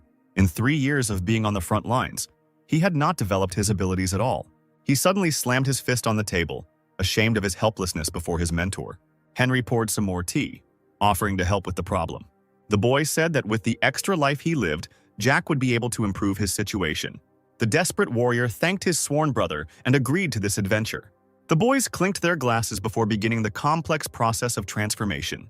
Jack expressed concern about where he would end up after the ritual was completed. Having calmed his comrade, Henry began to implement his idea. An unusual glow appeared above the warrior, indicating his successful transfer to the world of love. The ash-haired boy realized the full horror of what had happened. Jack would have no place to train there. Using the flower petals, he began to wonder whether he should wake up his friend. Suddenly, Henry panicked, realizing how much time he had wasted on this nonsense. The guy was incredibly worried about his friend and looked at him with fear. The next day, Jack woke up and began to show his friend his new skills. His adopted brother was indescribably happy about his success. Soon the swordsman thanked Henry and went to visit his sick father. The ash-haired boy asked if it was interesting to visit another world. Jack remembered the female version of his friend he almost married. In the end, the swordsman only blushed from these memories and did not answer anything intelligible. Meanwhile, the main character's doll was fighting in the air with an evil tiger, covered by Kate. Albert controlled his avatar using a remote control directly from the cult. Suddenly, the speed of signal transmission to the robot dropped sharply. The transmitter in the doll's body has reached its usage limit and lost its fast connection speed. Suddenly, the hero's clone used the technique of disintegration. Then a powerful blow landed right on the belly of the ferocious tiger. The robot quickly landed next to Kate, startling her greatly with its appearance. He took aim and with one shot made a huge hole in the beast's head. After the battle was over, Albert made fun of the girl who forgot to shoot in time. The main character stood up and sighed with relief. Now all that was left was to improve the doll. A month later, the magician visited Thomas and Riley, surprising them with his appearance. The twins simultaneously bowed to the master as a sign of respect. Through the fence, the boy looked at one of the small turtles that the students were supposed to feed. Only the head of this animal was visible above the water. Several more greatly enlarged amphibians then emerged from the lake. They began to happily snatch treats from the main character's hands. Albert also noted the rather rapid development of the twins. Suddenly, Riley complained that the turtles stopped paying attention to her after the hero arrived. Thomas asked him to leave, as he was interfering with his concentration of spiritual powers. Suddenly, Grapevine notified the owner of the arrival of Henry and another new student. The boy greeted his new teacher, who immediately noticed his unusual eyes. Albert used the technique almost instantly and looked into the memories of his guest. He accused him of using reincarnation. The boy did not understand what was going on. The protagonist waved his hand and asked the boy to explain his motivation for joining the Spirit Mystery sect. The guest explained that he was driven by a sense of revenge against the werewolves for the destruction of his village. As soon as he was reborn, he immediately found himself in the thick of military action. Albert smiled, extended his hand and invited the boy to become his student. He bowed to the master. It was an honor for him to be trained by such a capable warrior. Right after that, he said his name. His name was Jacob. A few minutes later, the hero asked Bruce to take the twins to class and give a tour to the new student. The protagonist noticed that Jacob is not who he claims to be, or he is endowed with a divine gift. Henry soon reported that he had located the boy's parents in the nearest town. Albert ordered him to immediately send some people from the sect to them to take care of them. The ash-haired disciple said that he had used the reincarnation technique about 11 times already. The magician advised to reduce the use of this ability. The guy was surprised. He then handed Henry a scroll to help stabilize his emotional state after waking up. All the happy memories of the teacher flashed before the student's eyes. He stood up and bowed, thanking him. Albert patted the boy on the back, tears streaming down Henry's face. Meanwhile, Bruce gave Jacob a short tour of the cult's territory. They praised the local nature, demonstrating its extraordinary beauty. The man also showed the new student a special gate that protects the sect and all its inhabitants from outside view. Jacob couldn't stop looking at the beautiful spiritual waterfalls. The boy immediately remembered his terrible stay in the world of the small Helicosm, where he reached the stage of laying the foundations only in old age. Bruce praised the training grounds located here, and the student was eager to get started. Jacob turned pale when he heard that all the sect's disciples were in the tempering stage. His companion reassured the boy, saying that everything was not as simple as it seemed. A few days later, Jacob was sitting in his private room, writing on a scroll. In it, he noted all the technological discoveries of the sect of the mystery of the spirit that he had noticed. The guy grabbed his head abruptly, not understanding how such a simple community had reached such heights. Soon the student forgot about these thoughts and immersed himself in the process of diligent training. At this time, Alex was filming Claire, and her brother Richard was also in the frame. Albert was incredibly happy that all was well with his old friends. Suddenly, Henry made a remark about the fact that character is important in girls, not beauty. The boy began to think about ladies who were passionate like fire and calm like calm. He also remembered graceful women and girls as delicate as flowers. Proud, warlike, and fearless girls also came to his mind. The main character didn't listen to him at all, being immersed in memories of the beautiful Claire. The student reproached his teacher for looking only at the girl's appearance and not at their inner beauty. The hero didn't like this and he got very angry, throwing popcorn around. The mentor asked Henry to stop bothering him with his deep thoughts and let him enjoy the beauty of the girl through the screen. In the end, Albert ordered the boy to write a poem about each beauty that Alex photographed. After that, he decided to return to watching. The student chuckled maliciously. Suddenly, Kate appeared on the screen, happy that she was able to get through to the teacher. The girl happily announced that she and her brother would go to the front at the request of the Council of Elders. The twins looked thoughtfully at the gathered crowd of volunteers. The situation in the war was not going very smoothly. Kevin agreed to obey his sister in everything, which made her very happy. Suddenly, Kate noticed an unfamiliar guy standing to the side. The girl approached him and asked what such a young man was doing at the departure point to the front. Suddenly, a big guy passing by pushed him hard, and his sister managed to grab the stranger. The guy became embarrassed and said that he was an outer disciple of the Heavenly Forge sect. The twins' faces have changed. It is in this sect that they make the ships that their mentor dreams of. The stranger thanked Kevin and Kate for their kindness, but they had selfish plans for him. The guy's name was Charles. He was a B-rank blacksmith, which was quite impressive. At that very moment, the brother and sister exchanged sly glances, clearly plotting something.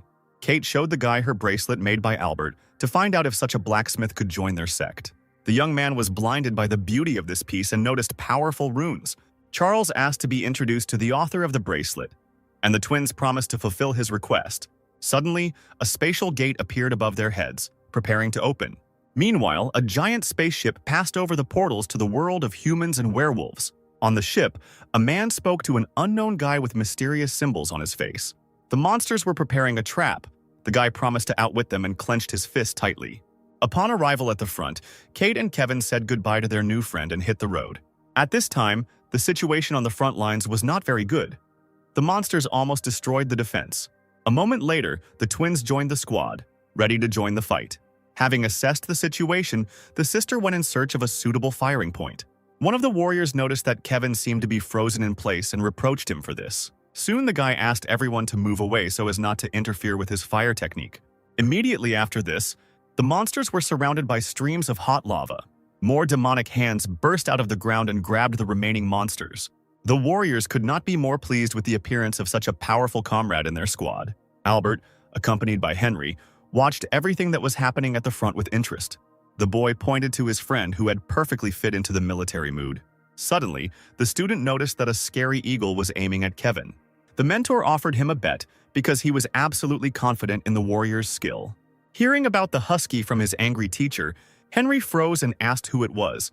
After this, the boy asked to give him such a cute dog. At this time, a bird of prey struck Kevin with its lightning, and he was engulfed in streams of electricity. Suddenly, a bullet pierced the flying monster's head, instantly killing the beast. Kate noted with pleasure the perfect accuracy of her shot. The entire squad immediately rushed to the just rescued Kevin. The guy reassured his comrades, saying that he felt very well. The fierce fighter shared one of the wisdoms his mentor taught him. Albert watched his student with a smile, incredibly happy for him. Henry called himself and his comrades unworthy of such a good teacher. The hero was puzzled. The magician asked the boy not to show him too much respect. The next day, Riley was sweetly and carefree feeding the turtles. Suddenly, she took out a huge pill and offered it to the animals to try. It gave off a wonderful aroma. The main character did not see this scene. He was trying to find out the outcome of the war using a compass of predictions. Suddenly, something huge jumped out of the water, greatly frightening Albert. Suddenly, one of the turtles took out almost all the monsters with one blow. The mentor asked Riley to show him the magic pill, because perhaps the monsters had sensed it and rushed over. A few minutes later, the hero was already conducting a thorough examination of the unusual tablet. The magician praised the student and allowed her to take ingredients from the warehouse that were needed to develop the pills. After this, Albert decided to bring Chris and the other friends back to the Spirit Mystery Sect. During this time, Nicholas fought with brutal werewolves. The old man said that this battle was just an empty phrase because the real battle was taking place behind the scenes of the war. In space, ships of people and monsters fought fiercely. The human mages did their utmost to ensure that the monsters had no advantage whatsoever. A powerful explosion marked the end of this battle. The human kingdom won. A guy with mysterious signs on his face ordered the warriors to collect the war trophies, because the merging of worlds would soon begin. Meanwhile, the man from the Heavenly Dragon Palace ordered the people to prepare for the complete extermination of the vile werewolves. Dozens of warriors with flying swords appeared above Kevin's head. The guy noticed a strange rush in the attack because no one had even collected the trophies. At this time, a creature resembling a huge bat arrived in the forbidden area of the ancient werewolves. It was under the surveillance of people who ordered him to remove the seal immediately. The monster smiled, calling them pathetic and cruel. The next moment, he touched the ground and several fountains of blood burst out from it. These rays rushed into the sky, beginning to form mysterious portals. Suddenly, a giant hand of a monster burst out of the earth's crust. It appeared completely and growled shrilly, demanding a huge amount of fresh flesh. The mages began desperately trying to contain this hellish creature until their master arrived. Soon, several dozen sharp magical swords were aimed at the monster. With one movement, the creature destroyed them all, remaining completely unharmed. One of the wizards, choking on blood, asked his master for forgiveness. The monster growled loudly, once again showing off its terrible face. Suddenly, the hellish creature was blinded by a giant flower that appeared out of nowhere. The ruler turned out to be a guy with symbols on his face. He asked to entrust the victory over the monster to him. Kevin watched all this from afar, holding his breath. Suddenly, the communication device in Kate's pocket vibrated. Albert ordered the twins to return immediately because the situation in the world was starting to get tense. Meanwhile, the main character told Riley that he was going into seclusion and asked him to bring him food and feed the turtles. Jacob suddenly appeared. The teacher called him for an important conversation. The magician explained that he could not develop a personal ability for the guy because all of his skills were quite highly developed. He turned around and noticed a strange aura around the newly arrived student. The boy asked to be taught powerful spells. Forging and alchemy had long bored him. The hero took out a jade tablet and, pointing his finger at Jacob, offered him a special technique. The guy scanned the scroll carefully. It was very useful. Albert turned his attention back to the student's aura, which was characteristic of people who used reincarnation. The mentor smiled sweetly and suggested that the boy confess everything himself. The spirit mystery sex guns were aimed at Jacob, as he might be a spy. The student recognized the intelligence and resourcefulness of the protagonist, seeing his gloomy face. He confessed that he was an immortal from another world and found a treatise on achieving indescribable power in 9 reincarnations. The guy also explained that he was currently living his 8th life, and Albert removed the guns using the remote control. The magician admitted that he was unworthy of such a powerful disciple and handed him a bag of spiritual stones. Jacob refused the generous gift, instead asking to remain as a disciple of the sect. The hero was unhappy because his presence here put the other students in danger. The guy promised to protect them. The boy also handed his mentor scrolls with valuable spells and techniques from his world. Just upon seeing them, Albert called Jacob the best of his students. Soon the protagonist walked the boy away and suggested meeting for a cup of tea. After this, the magician thoughtfully looked at the weapon control panel, which he had not yet had time to use. A moment later, he finally pressed the coveted red button. Hundreds of cannons fired from the sky, creating a huge fire cloud. Where they shot, there was nothing left but scorched earth. Albert burst into loud and frightening laughter, realizing the full power of the sect's weapons. Suddenly, his phone rang. The call was from the Council of Elders. They were concerned about the recent explosion on the island. The hero hastened to explain the situation to them. Meanwhile, Charles thanked the twins for walking him to the workshop. Kevin tugged his sister's hair sarcastically to get her attention. Kate got very angry and almost hit her brother, who was pointing at the sign of a nearby building. It turned out that they were standing right next to the forge of their teacher's old friend. Inside, Richard was working hard, wiping sweat from his hot face. The twins entered the forge and greeted their old acquaintance. The blacksmith smiled sweetly when he recognized the visitors as Kate and Kevin. 3 months later, the protagonist finally came out of seclusion, being terribly tired.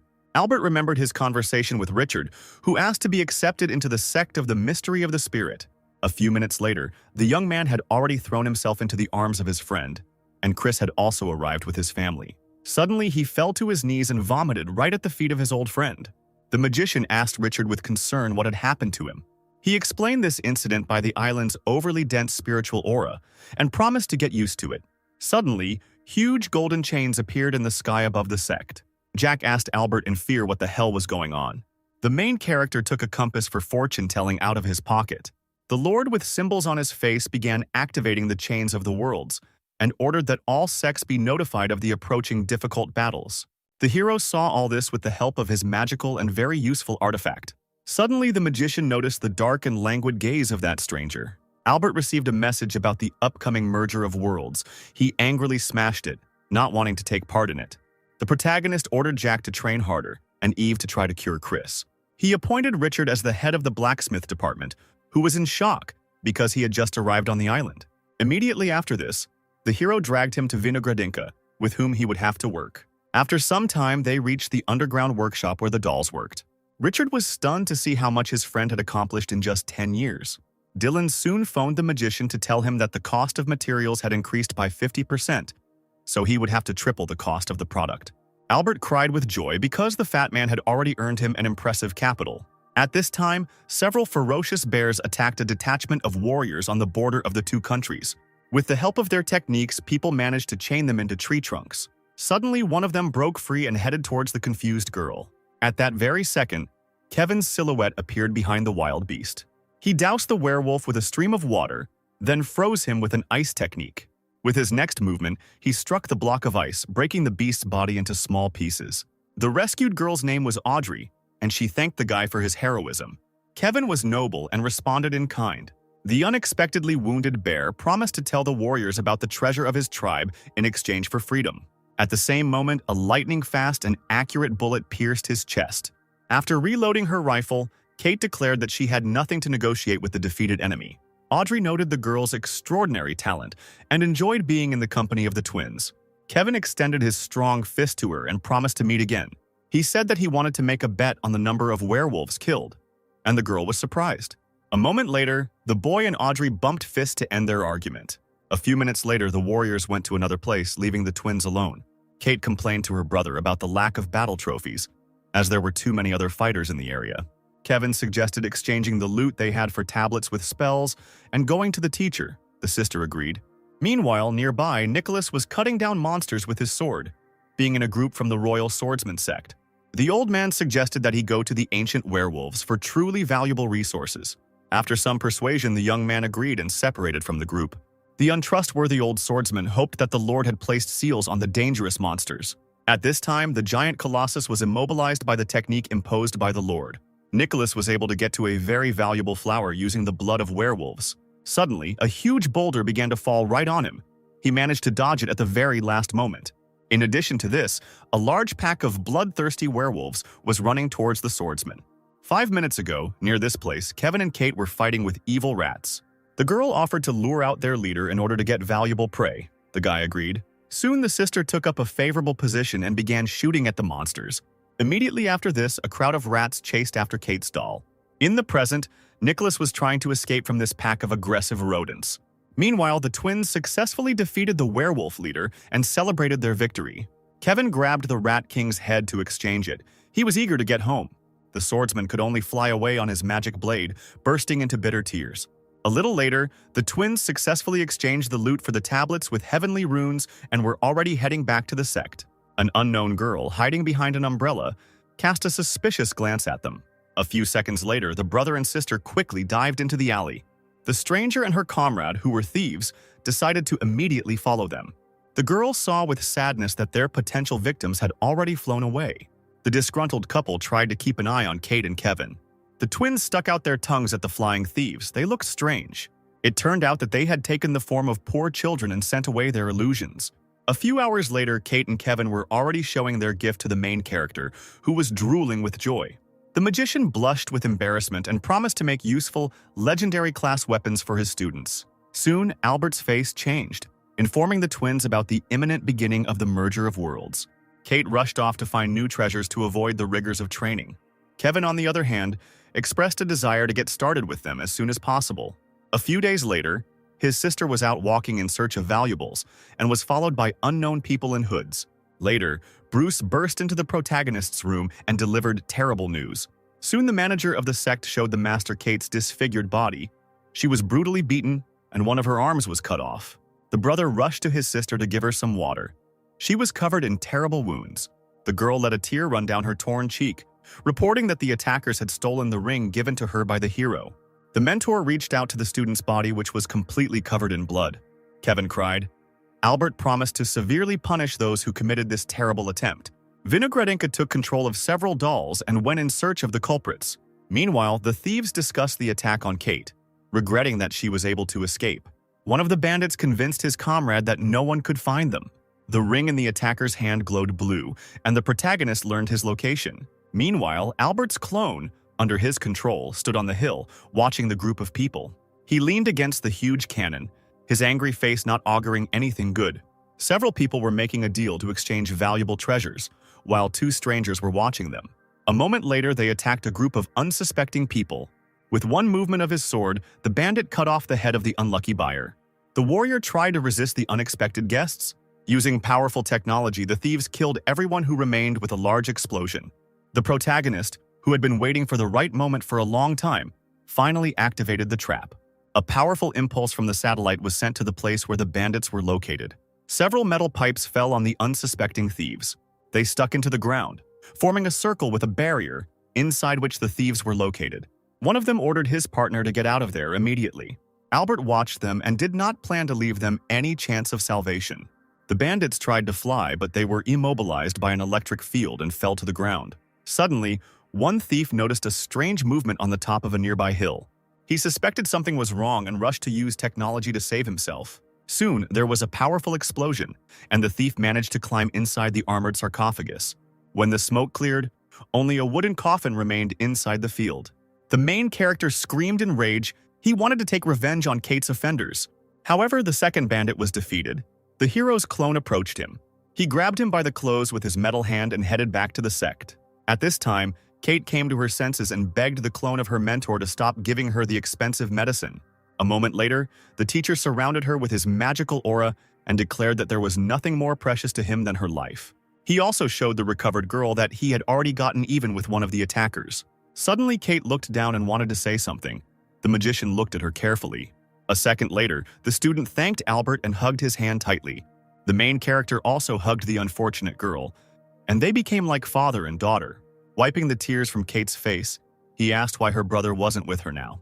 The girl explained that he considered himself partly to blame for what happened and therefore could not be around. She suddenly glared at the teacher and promised to train harder so as not to let herself be bullied again. Albert stroked her head. He was glad that the worst was behind him. A second later, there was a knock on the door. The hero did not invite guests. When the door opened, Chris, his wife and son were standing on the threshold.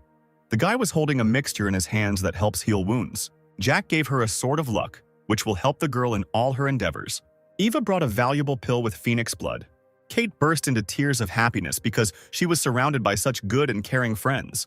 Chris whispered in Albert's ear that they needed to discuss something.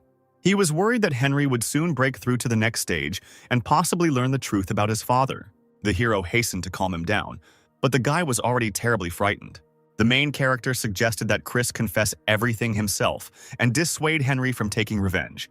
The guy became determined and agreed to do it immediately.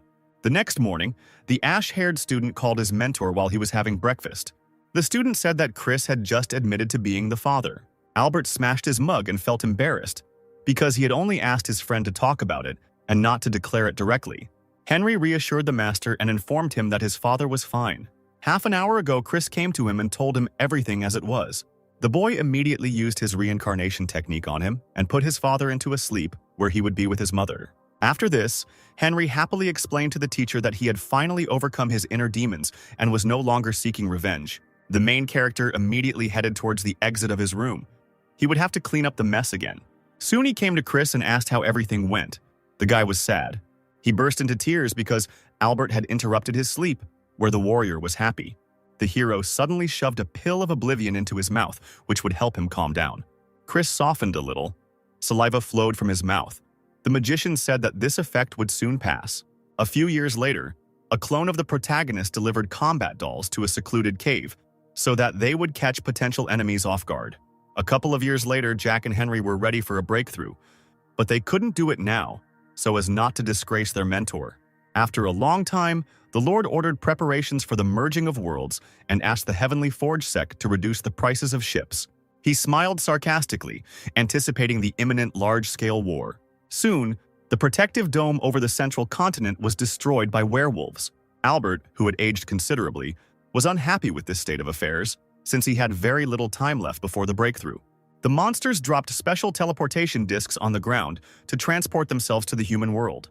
Suddenly, the huge silhouette of the Overlord appeared and ordered all the sects to prepare for war. Riley, sitting on the shell of a huge turtle, noticed a strange phenomenon in the sky, similar to a meteor shower. Vinogradinka informed the owner about a possible imminent invasion of werewolves on the island. The old man's face was calm because he had already taken care of the defense long ago. At this time, several ferocious monsters jumped out of one of the portals. The battle dolls of the Spirit Mystery sect began to gather at the place where they appeared. The leader of the pack growled loudly, forming the silhouette of a cruel beast's muzzle right above him. The dolls prepared to use huge cannons to hold back the enemy onslaught. Albert ordered Vinogradinka to strengthen the defense because he needed another 20 days to break through. The core of one of the guns pierced the defensive equipment of the werewolves.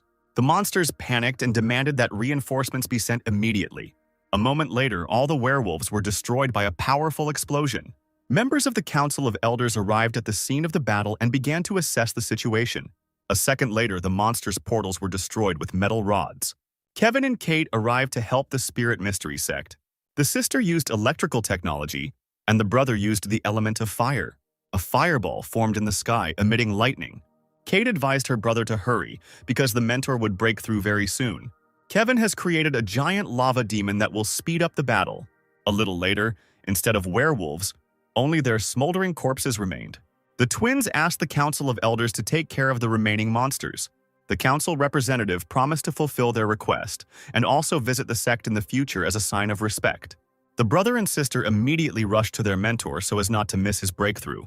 When they arrived, Henry and Jack were already standing at the temple. The ash-haired boy said that the master's ascension could happen at any moment. A huge bell appeared in the sky with chains coming out from it. A giant golden dragon circled around all of this.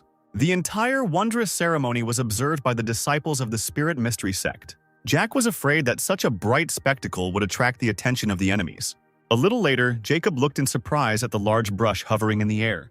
The grandeur of the ceremony that was taking place made him cry out in surprise. He envied Albert because no one's breakthrough had ever been accompanied by such a parade. Meanwhile, a golden pill appeared in front of the protagonist's face. By swallowing it, he finally regained his former youth. Immediately after this, he hurried outside and got some fresh air. The magician was met by a crowd of his beloved students who had prepared congratulations. Later, the master ordered them to change their training methods because he had rethought them during the breakthrough. Albert told Vinogradinka the location of Kate's second attacker and asked her to go after him with several dolls. The bandit covered himself with his hood, noticing the strange change in the weather. The main character was filled with a feeling of rage. Kate was incredibly happy to have such a caring mentor. A little later, the magician went down into the dungeon to begin unfinished business. First of all, he began improving Vinogradinka. Albert was eager to see the changes in the robot. He even imagined her as a human. Unfortunately, Vinogradinka remained in the same guise. The robot said that it was ready to work several times faster. The magician could not believe his ears. Strange, unidentified discs appeared in the sky above the sect and were rapidly approaching. These were werewolf portals. The hero asked to leave one of them intact. At the exit, he met a calm Henry, confident in the victory of the sect. Kate, Kevin, and Jack assumed a heroic pose, preparing for the upcoming battle. A moment later, they rushed to attack. A little later, the main character arrived and offered to test his army of 50,000 dolls. The master looked closely at the last disc. It could become their gateway into the werewolf world. The dolls froze the lake he was hovering over to give him an advantage over the monsters. A few seconds later, evil badgers appeared on the ice, having teleported. Their leader immediately fell silent, seeing an entire army of combat robots in front of him. But he did not lose his composure and became filled with rage, almost completely changing his appearance. All the other animals folded their paws across their chests, forming armor on themselves. They immediately rushed to attack. Albert ordered the dolls to surround them. Within seconds, the pack of badgers was already moving straight towards the center of the circle. Soon a warrior from the Council of Elders came to the rescue. The main character asked them for combat support. The man was surprised to see the impenetrable badgers, because they should have died out long ago. He called them quite strong but stupid and subject to any orders. The warrior also pointed to a device attached to the beast's back, with the help of which werewolves can teleport unnoticed into enemy territory. The protagonist ordered Henry to take action, and he immediately began to implement a cunning plan. Using his clone, he forced one of the badgers to open a portal. The beast immediately fulfilled his request and called his relatives. A moment later, a bunch of impenetrable badgers jumped out from there. Henry happily informed his mentor that the monsters were quite weak. A warrior from the Council of Elders agreed to help the sect defeat the most powerful monsters. Albert began to warm up his bones before the next battle. The students were ready for victory. The magician instantly rushed through the crowds of animals, turning them into fountains of blood. Unfortunately, one of them managed to get close to the hero and was already preparing to attack. The main character managed to dodge, and a magic sword was aimed at the werewolf. The council warrior readied his blade to deliver a crushing blow. Suddenly, the sword hit the badger's armor, creating a large shockwave. The wave spread throughout the area, knocking down several battle dolls. Albert grabbed his head and screamed because he did not expect such a turn of events. The animals immediately tried to slip through the hole that had formed in the encirclement. The hero became angry because if even one rodent left the sect, he would face severe punishment from the elders. Luckily, Vinogradinka had marked them and had already sent the dolls in pursuit. Albert put on a businesslike face and told the warrior that not a single animal would leave the island's territory. The magician folded his fingers and advised his students to get ready, but they were confused. When he snapped his fingers, there was an explosion behind him, creating a huge cloud of smoke. The children were delighted by such a sight. The students begged the hero to teach them such an effective technique. Suddenly, a large flower surrounded by tongues of flame flew over the island. A moment later, a stranger began to descend onto the frozen lake. Albert was struck by the beauty of her legs, as if a dog had seen a tasty bone. The unknown girl's name was Sarah. She skillfully mastered the element of fire. She threw her burning axe towards the remaining badgers. Immediately after that, it exploded, and all the animals ran away in different directions. Their leader tried to protect himself with an armored dome, but he couldn't. His armor was damaged. The leader ordered his brothers to flee from here immediately. Sarah glared at them, creating a fireball in her hand. Suddenly, the hero grabbed her wrist and tried to stop the manic girl. Albert donned the armor and advised her to start collecting teleportation funds. Besides, he pointed to the beasts he had just subdued. They would work well for him.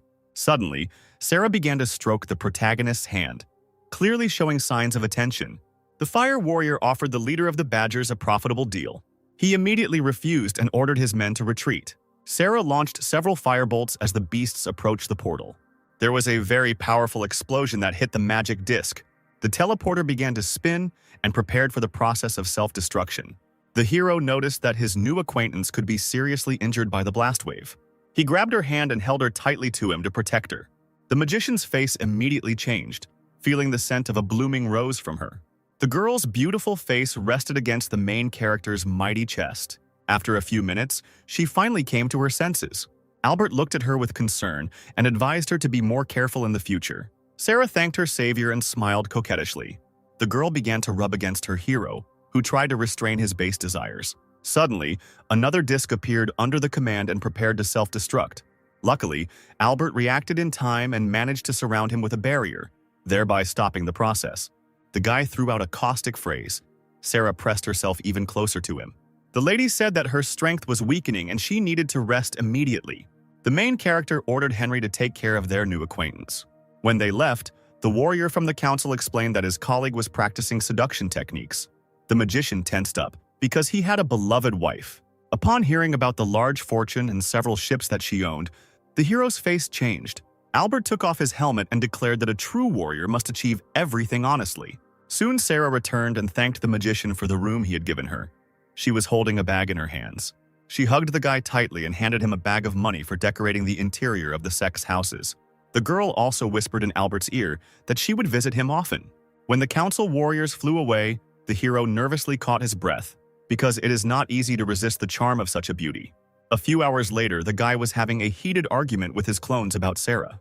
The doubles offered to give in to her themselves and swindle out a whole fortune. In the end, Albert refused them and, pushing them away harshly, forced them to go to work. A little later, he asked Vinogradinka what the situation was with the badgers subordinate to him.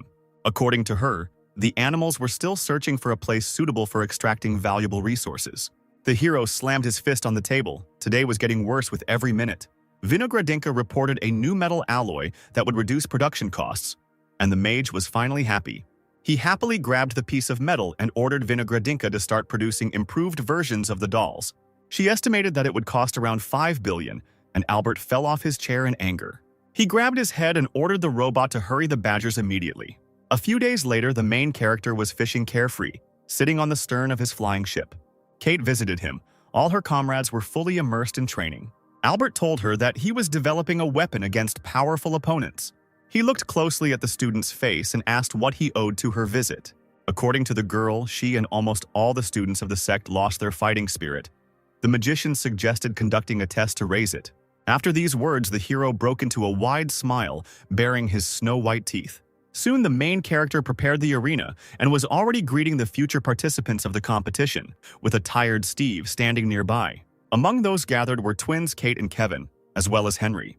Albert explained that the challenge was a battle royale, at the end of which there would be only one winner. According to the rules, the area will be surrounded by toxic fog, and the area with clean air will gradually narrow. A few minutes later, the protagonist declared the survival games officially open. Immediately after this, the arena with the players was fenced off from the stands by a protective barrier. A student named Mira greeted the assembled spectators and was appointed as a commentator. Steve complained to his mentor that he was not allowed to participate in the test. The protagonist did not do this because the boy often used spells to summon feces. Meanwhile, the warriors have already reached the island where the royal battle will take place. Kate noticed a glow from a box with valuable resources nearby, but it is not safe to go there yet. When she landed, she began to search the nearest box, and the silhouette of an enemy appeared behind her. A disciple named Tim was planning to sneakily attack the sect leader. A moment later, a lightning-fast bullet pierced his chest. At the place of the guy's death, only a box with all his loot remained. Kate grinned evilly, holding the gun in her hand. She managed to feel it in the box. Meanwhile, Mira announced Tim as the first player eliminated from the game. Albert gnawed on the chips and watched his students' actions carefully. At this time, a group of students tried to escape from their pursuer. A second later, Kevin killed the trio with one swing of his fingers. Suddenly, he noticed that the column of light from the main box had dissipated. Apparently, they had already reached it. Suddenly, the guy felt a suspicious movement behind him. The bullet hit right into the lava block Kevin had just created. Hiding behind a rock, he ordered his sister to surrender immediately. Kate stood behind the trunk of a distant tree and invited her brother to come out of hiding. The girl took aim at Kevin's body and prepared to shoot. It was just a clone. The real brother was already behind Kate. A few seconds later, they were fighting fiercely on the ground. When the girl was released, she explained that she had not intended to kill her own brother. Instead, she suggested that Kevin team up against Henry and Jack. The main character watched everything that was happening from the stands. Albert smiled and clapped his hands, anticipating an interesting fight to come. Meanwhile, Mason fought with the dolls summoned by his opponent. A second later, a guy with purple hair shot at him with a flare gun. The big guy managed to dodge the missile at the last moment. This made his opponent very angry because he ran out of ammunition. Mason pounced on his opponent, who felt a strange burning sensation in his eyes. A moment later, the big guy, the guy with the flare gun, and the two dolls stopped, and two students watched them. It was Henry and Jack who used the magic flower. In place of the two warriors, only their boxes remained. It turned out to be a trap for them. The brothers then created an illusion of the main box to lure in new victims. Mira informed the audience about the elimination of two promising students from the game. Albert explained to Steve that true warriors must be prepared to use any tricks to win, and the boy wrote this down. After some time, the twins finally reached the site of the recent battle and noticed Mason's box. Kate placed her hand on her brother's shoulder and shared her concerns. The girl pointed her finger at a nearby rock. Kevin calmed his sister down and offered to take the loot from the box, because it was valuable enough to risk for it. She made a sweet face and hoped that she would find her favorite rifle there. The twins hurried to approach the tempting trophy. As Kate got closer, she noticed a strange glow on the top of the cliff and warned her brother. Kevin managed to dodge the sword flying straight at him at the last second. Immediately after this, Jack went down and took his blade back. Taking the sword in his hands, he challenged Kevin to a fair fight. He surrounded his palm with flame and asked where Henry was now. The ash-haired boy used a magic flower to defeat Kate. The girl miraculously managed to dodge the deadly beam. She greeted her comrade sweetly and prepared her pistol. Albert and other spectators watched with interest what was happening between close friends. Kate screamed loudly, ordering the battle to stop as the poison cloud was nearby. After this, all four of them simultaneously drank elixirs that restored their strength. The boys continued to fight pointlessly, and the girl was unhappy about this. Suddenly, she noticed a safe zone ahead of her ship. Henry tied the twins with vines to prevent them from escaping. They tried to break free, but they couldn't. The brothers were exhausted and could not continue their journey. Their health began to decline. All four were eliminated from the game. Kate wanted to attack Jack and Henry, but her brother held her back. Bruce appeared on the screen, the last survivor. Realizing his victory, the guy began to rejoice madly, raising his hands to the sky. The main character almost fell off his feet when Kate crashed into him. The girl was capricious because Bruce won without killing anyone. After the game ended, Steve begged to be allowed to participate next time, and all the students asked for another game to be held soon. A little later, the main character was in his closet and enjoyed carving various figures out of wood.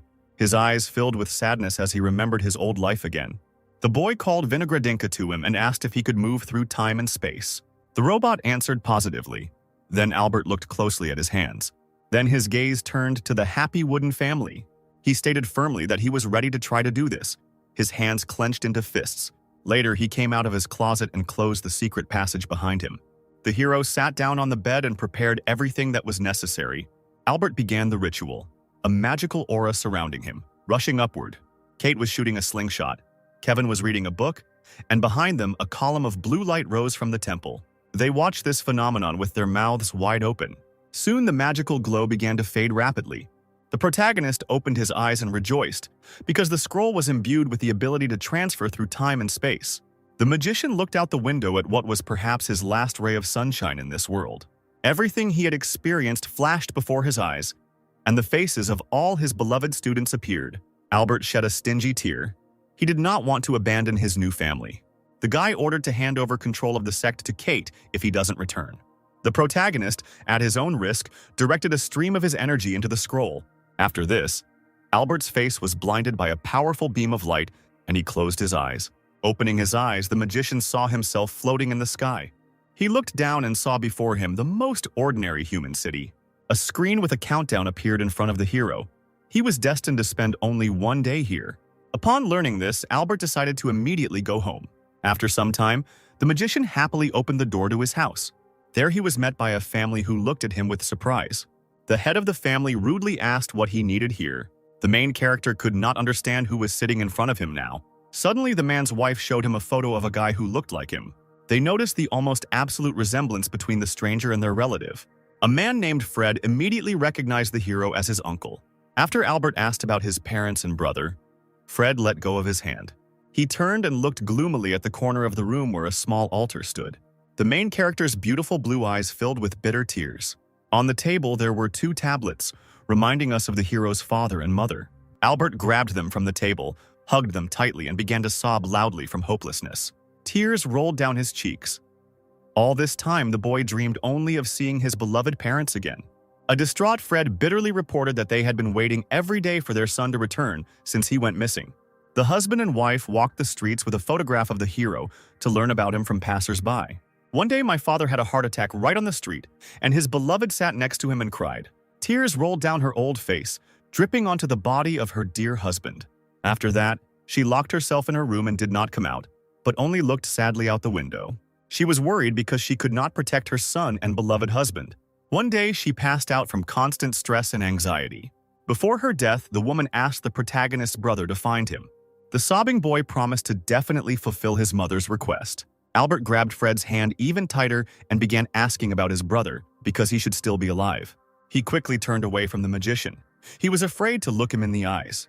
A few hours later, tears came to the protagonist's eyes again. In front of him on the hospital bed lay his aging brother. The old man with an oxygen mask on his face opened his eyes. Instead of Albert, he saw only a dark silhouette. He immediately approached his loved one and took him by the hand. The brother said he was glad to finally find the peace his parents lacked. Suddenly, the machine monitoring his vital signs reported no pulse. Fred immediately rushed to his father. The hero's eyes filled with sadness. The next moment, doctors burst into the room, demanding that Albert and his nephew leave the room. The hero could only silently watch as the doctors took away the bed with his brother. His face was not as happy as usual. Now he had lost everyone who was dear to him. A little later, a saddened Fred returned to him. The man explained that his father had been battling stomach cancer for a long time. Albert did not believe this, because his brother had perfect health. Fred's face changed dramatically. It did not inspire confidence. Suddenly, he rudely declared that he regretted that the main character had ruined the fate of his family. These words pierced the boy's heart. His gaze became glassy. He remembered the old days when he played with his little nephew. Albert's face was filled with indescribable pain. Everyone he cared about had died. In the past, the brother would regularly come to the police department to find out about the progress of the search for the hero. Fred walked away. The main character could not believe that everything happened exactly like this. The guy's time in this world was up. He promised to change the fate of his family at any cost. A few seconds later, the exhausted magician found himself back in his room. According to Vinogradinka, this technique can only be improved if the owner reaches an impressive stage of development. Albert clenched his fist tightly. He had a long and thorny path ahead of him. 2 streams of crimson blood flowed from the tired hero's mouth. Suddenly, students knocked on his room door. The mentor immediately wiped the blood with the sleeve of his robe. A very frightened Kate and Kevin stood on the threshold. Henry and Jack stood behind, all 4 of them very worried about their teacher. He looked at them carefully and thought. Memories of all the joyful moments he had experienced with his beloved students flashed before his eyes.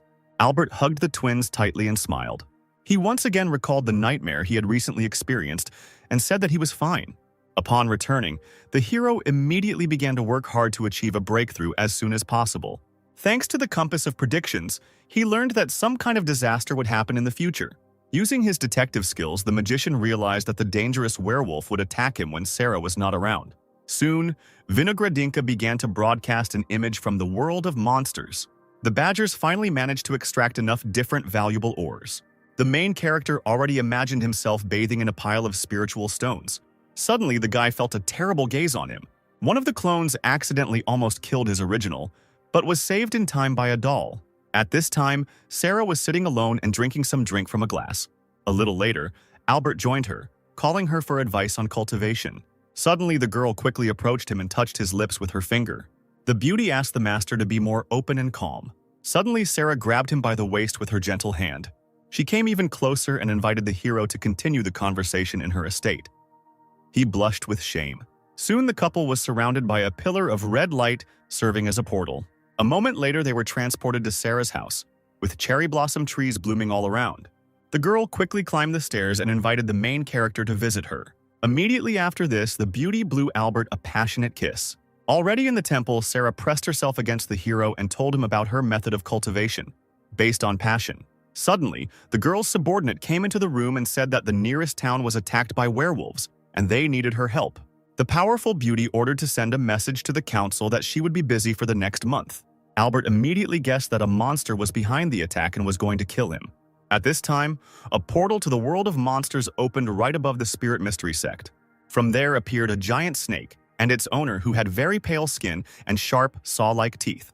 With his magical vision, he saw the aura of a fire warrior above the island. Realizing that they had failed to lure Sarah out, the dark forces retreated, taking the form of a cloud of smoke. Albert breathed a sigh of relief. He had managed to gain some time. Suddenly, the girl began to stroke the main character's leg. He blushed, and the fire warrior felt that her guest was not focused. She fixed her gaze on his lips and asked what the magician was thinking about. Suddenly, Sarah brought her head to his ear and licked her lips passionately. It was as if a volcano had exploded inside Albert, holding the guy back from cheating on his wife. He jumped up abruptly and headed towards the exit. The girl was at a loss. She waved at him and suggested meeting the next day. A little later, the hero was practicing a certain spell in his dungeon. One of his clones noticed that the guy had become suspiciously energetic and nervous lately. Finally, Albert finished his work, and the shield floated in the air in front of him. Vinogradinka congratulated the owner on creating a shield that resists lust and temptation. The clone made a sharp jab at his original about his regular meetings with Sarah. The hero did not pay attention to him. His face was calm and unshakable. Now he was not afraid of any human temptation. After some time, lightning struck directly into the body of a giant snake from the werewolf world. Albert was filled with determination, so he used a powerful technique against the monster. The next moment, the snake was surrounded by lightning bolts. The protagonist was on his ship and was ready to deliver a crushing blow. An hour ago, the sect's disciples noticed a strange glow in the suddenly blackened sky. It was a portal from which a huge green snake crawled out. Suddenly, he was caught off guard and struck by several bolts of lightning. Albert smiled and politely introduced himself to his unexpected guest. The main character's antics greatly angered the giant snake. He threw his head back and spat poisonous saliva at the shield above the sect. Several of these projectiles did not pass through the barrier, but they did frighten the magician. This vile act on the part of the monster provoked Albert to call Vinogradinka to him. The hero flew a little into the air, the barrels of guns sparkling behind him. He waved his hand and hundreds of projectiles rushed towards the monster. Meanwhile, Kate, in a safe place, was laughing at the stupid snake. The monster got tired of wasting time, so he rushed straight at the protective dome. The magician called his army to him, among whom was the captured bandit who attacked Kate and was turned into a doll. The girl squealed with joy because the mentor did it for her. The former thief released a stream of magical flowers from his hands at the protagonist's command. The snake immediately made a desperate attempt to escape. Several columns of water burst out of the lake. A moment later, the monster, now looking more like a worm, was trapped. Suddenly, he managed to break free from the water sphere and spit at the magician again. The deadly poison moved at breakneck speed straight towards Albert. The snake hissed loudly, already anticipating his unconditional victory. The bandit, transformed into a doll, covered himself and his new master with his shield. Immediately after this, the hero and the cold-blooded monster exchanged glances. Having finally exhausted his opponent, the guy began to cast magic spells. Soon the huge phoenix struck the slimy body of the snake with its fiery paw. The main character froze in anticipation, and his giant golden silhouette appeared above him with a sword in his hands. A second later, the blade crashed into the flower created by the monster with a roar. Suddenly, the plant began to grow and absorb Albert and his new doll. Kate, Kevin, and Henry couldn't stand to watch this and decided to help their teacher. The boy lost consciousness inside the flower. Everything around was covered in darkness. He woke up in the dark realm, a place that looked quite creepy. The evil spirits circling above him threatened the magician with a terrible and painful death. Suddenly, Albert felt as if one of them had passed through him, and cold sweat ran down the hero's face. He grabbed sharply and tried to scare off the enemies with his magical aura. Having come to his senses, the boy looked up angrily, immediately realizing that these were the souls of people killed by the snake. The nasty and slippery bastard was right above the main character. Suddenly, the magician was pulled by the leg by the ghost of a little girl asking for help. Albert stroked her carefully and promised to soon relieve the unfortunate woman from her suffering. The very angry warrior turned around and glared at his enemy once more, ordering Vinogradinka to strengthen the dolls. A few seconds later, the robot standing next to him was engulfed in a stream of spiritual energy. After this, the wooden warrior began to fill his master with energy so that he could use a powerful technique. The protagonist loudly shouted the necessary spell and crossed his fingers. Soon, a huge golden dragon appeared, instantly dispelling the darkness. A few seconds later, the flower was in his toothy mouth. The dragon swallowed him. The evil snake was in shock and did not understand anything. Immediately after this, the huge creature grabbed the reptile in its paws. They went their separate ways, tearing the scales off the monster's body. The golden dragon pulled the snake as if it were an ordinary string. Albert released a stream of fire from his palm. Immediately after that, a fire bow appeared in his hands and the guy fired. The released arrow headed straight into the mouth of the frightened monster. The dragon added a little pepper and the result was snake kebab. The soul of the monster, leaving its body, promised to certainly take revenge on the main character. The golden giant opened his mouth wide to taste the delicacy. Albert hurried to stop the beast because he did not want to lose his battle trophy. Noticing the loss, the dragon threw a magic flower at the hero, hitting him right in the head. A little later, the magician wiped his forehead and picked up a magic plant from the ground. Kate, Kevin, Henry, and Jack immediately rushed to their teacher. The girl hugged him tightly. He felt incredibly cool. He suddenly moved his glasses up his nose, noticing a shadow above him. It was Sarah, who arrived at the Sex territory riding on her whale.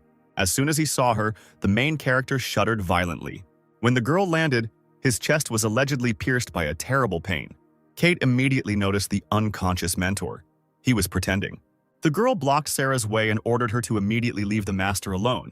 The woman offered to take the guy home in her live transport. Kate said that wooden dolls would do the job perfectly. Albert, who was pretending to be sick, smiled and mentally thanked his student. Soon, the robots were carrying their master on a stretcher, accompanied by his beloved charges. A few hours later, the magician was studying the treasures that the Badgers had obtained in the werewolf world. Vinogradinka reported that she had fully analyzed the hollow bone of the serpent. The hero pricked up his ears. He took it in his hands and carefully examined the valuable trophy. Albert soon extracted from it the resources needed to improve aerial weapons. Using his spiritual energy, he began the process of improving his battle companion. Richard was nearby, asking his friend to concentrate on work. The magical field expanded and glowed pink. The hero took the final step. Several silhouettes of cannons appeared in the sky above the sect. The main character and his close friend watched what was happening in surprise. An unexpectedly powerful flow of spiritual energy passed from the satellite to Albert. The guy looked at his hands, surrounded by a magical aura, with distrust. Suddenly, he felt his whole body filling with strength. Energy was seething in the magician's belly. Richard looked at him with fear. Immediately after this, Albert was overcome by a fit of severe pain that knocked him off his feet. His frightened comrade immediately rushed to his friend's body. When the magician came to his senses, the blacksmith pointed out the similarity of the clot of energy to a child, and the hero became angry. Richard looked at Albert's belly with amusement, comparing it to that of a pregnant woman. The main character clenched his teeth in anger, sweat running down his face. Suddenly, he was surrounded by a beam of light descending from the satellite above the temple. The guy fell to the floor and screamed in pain. His whole face turned bright pink.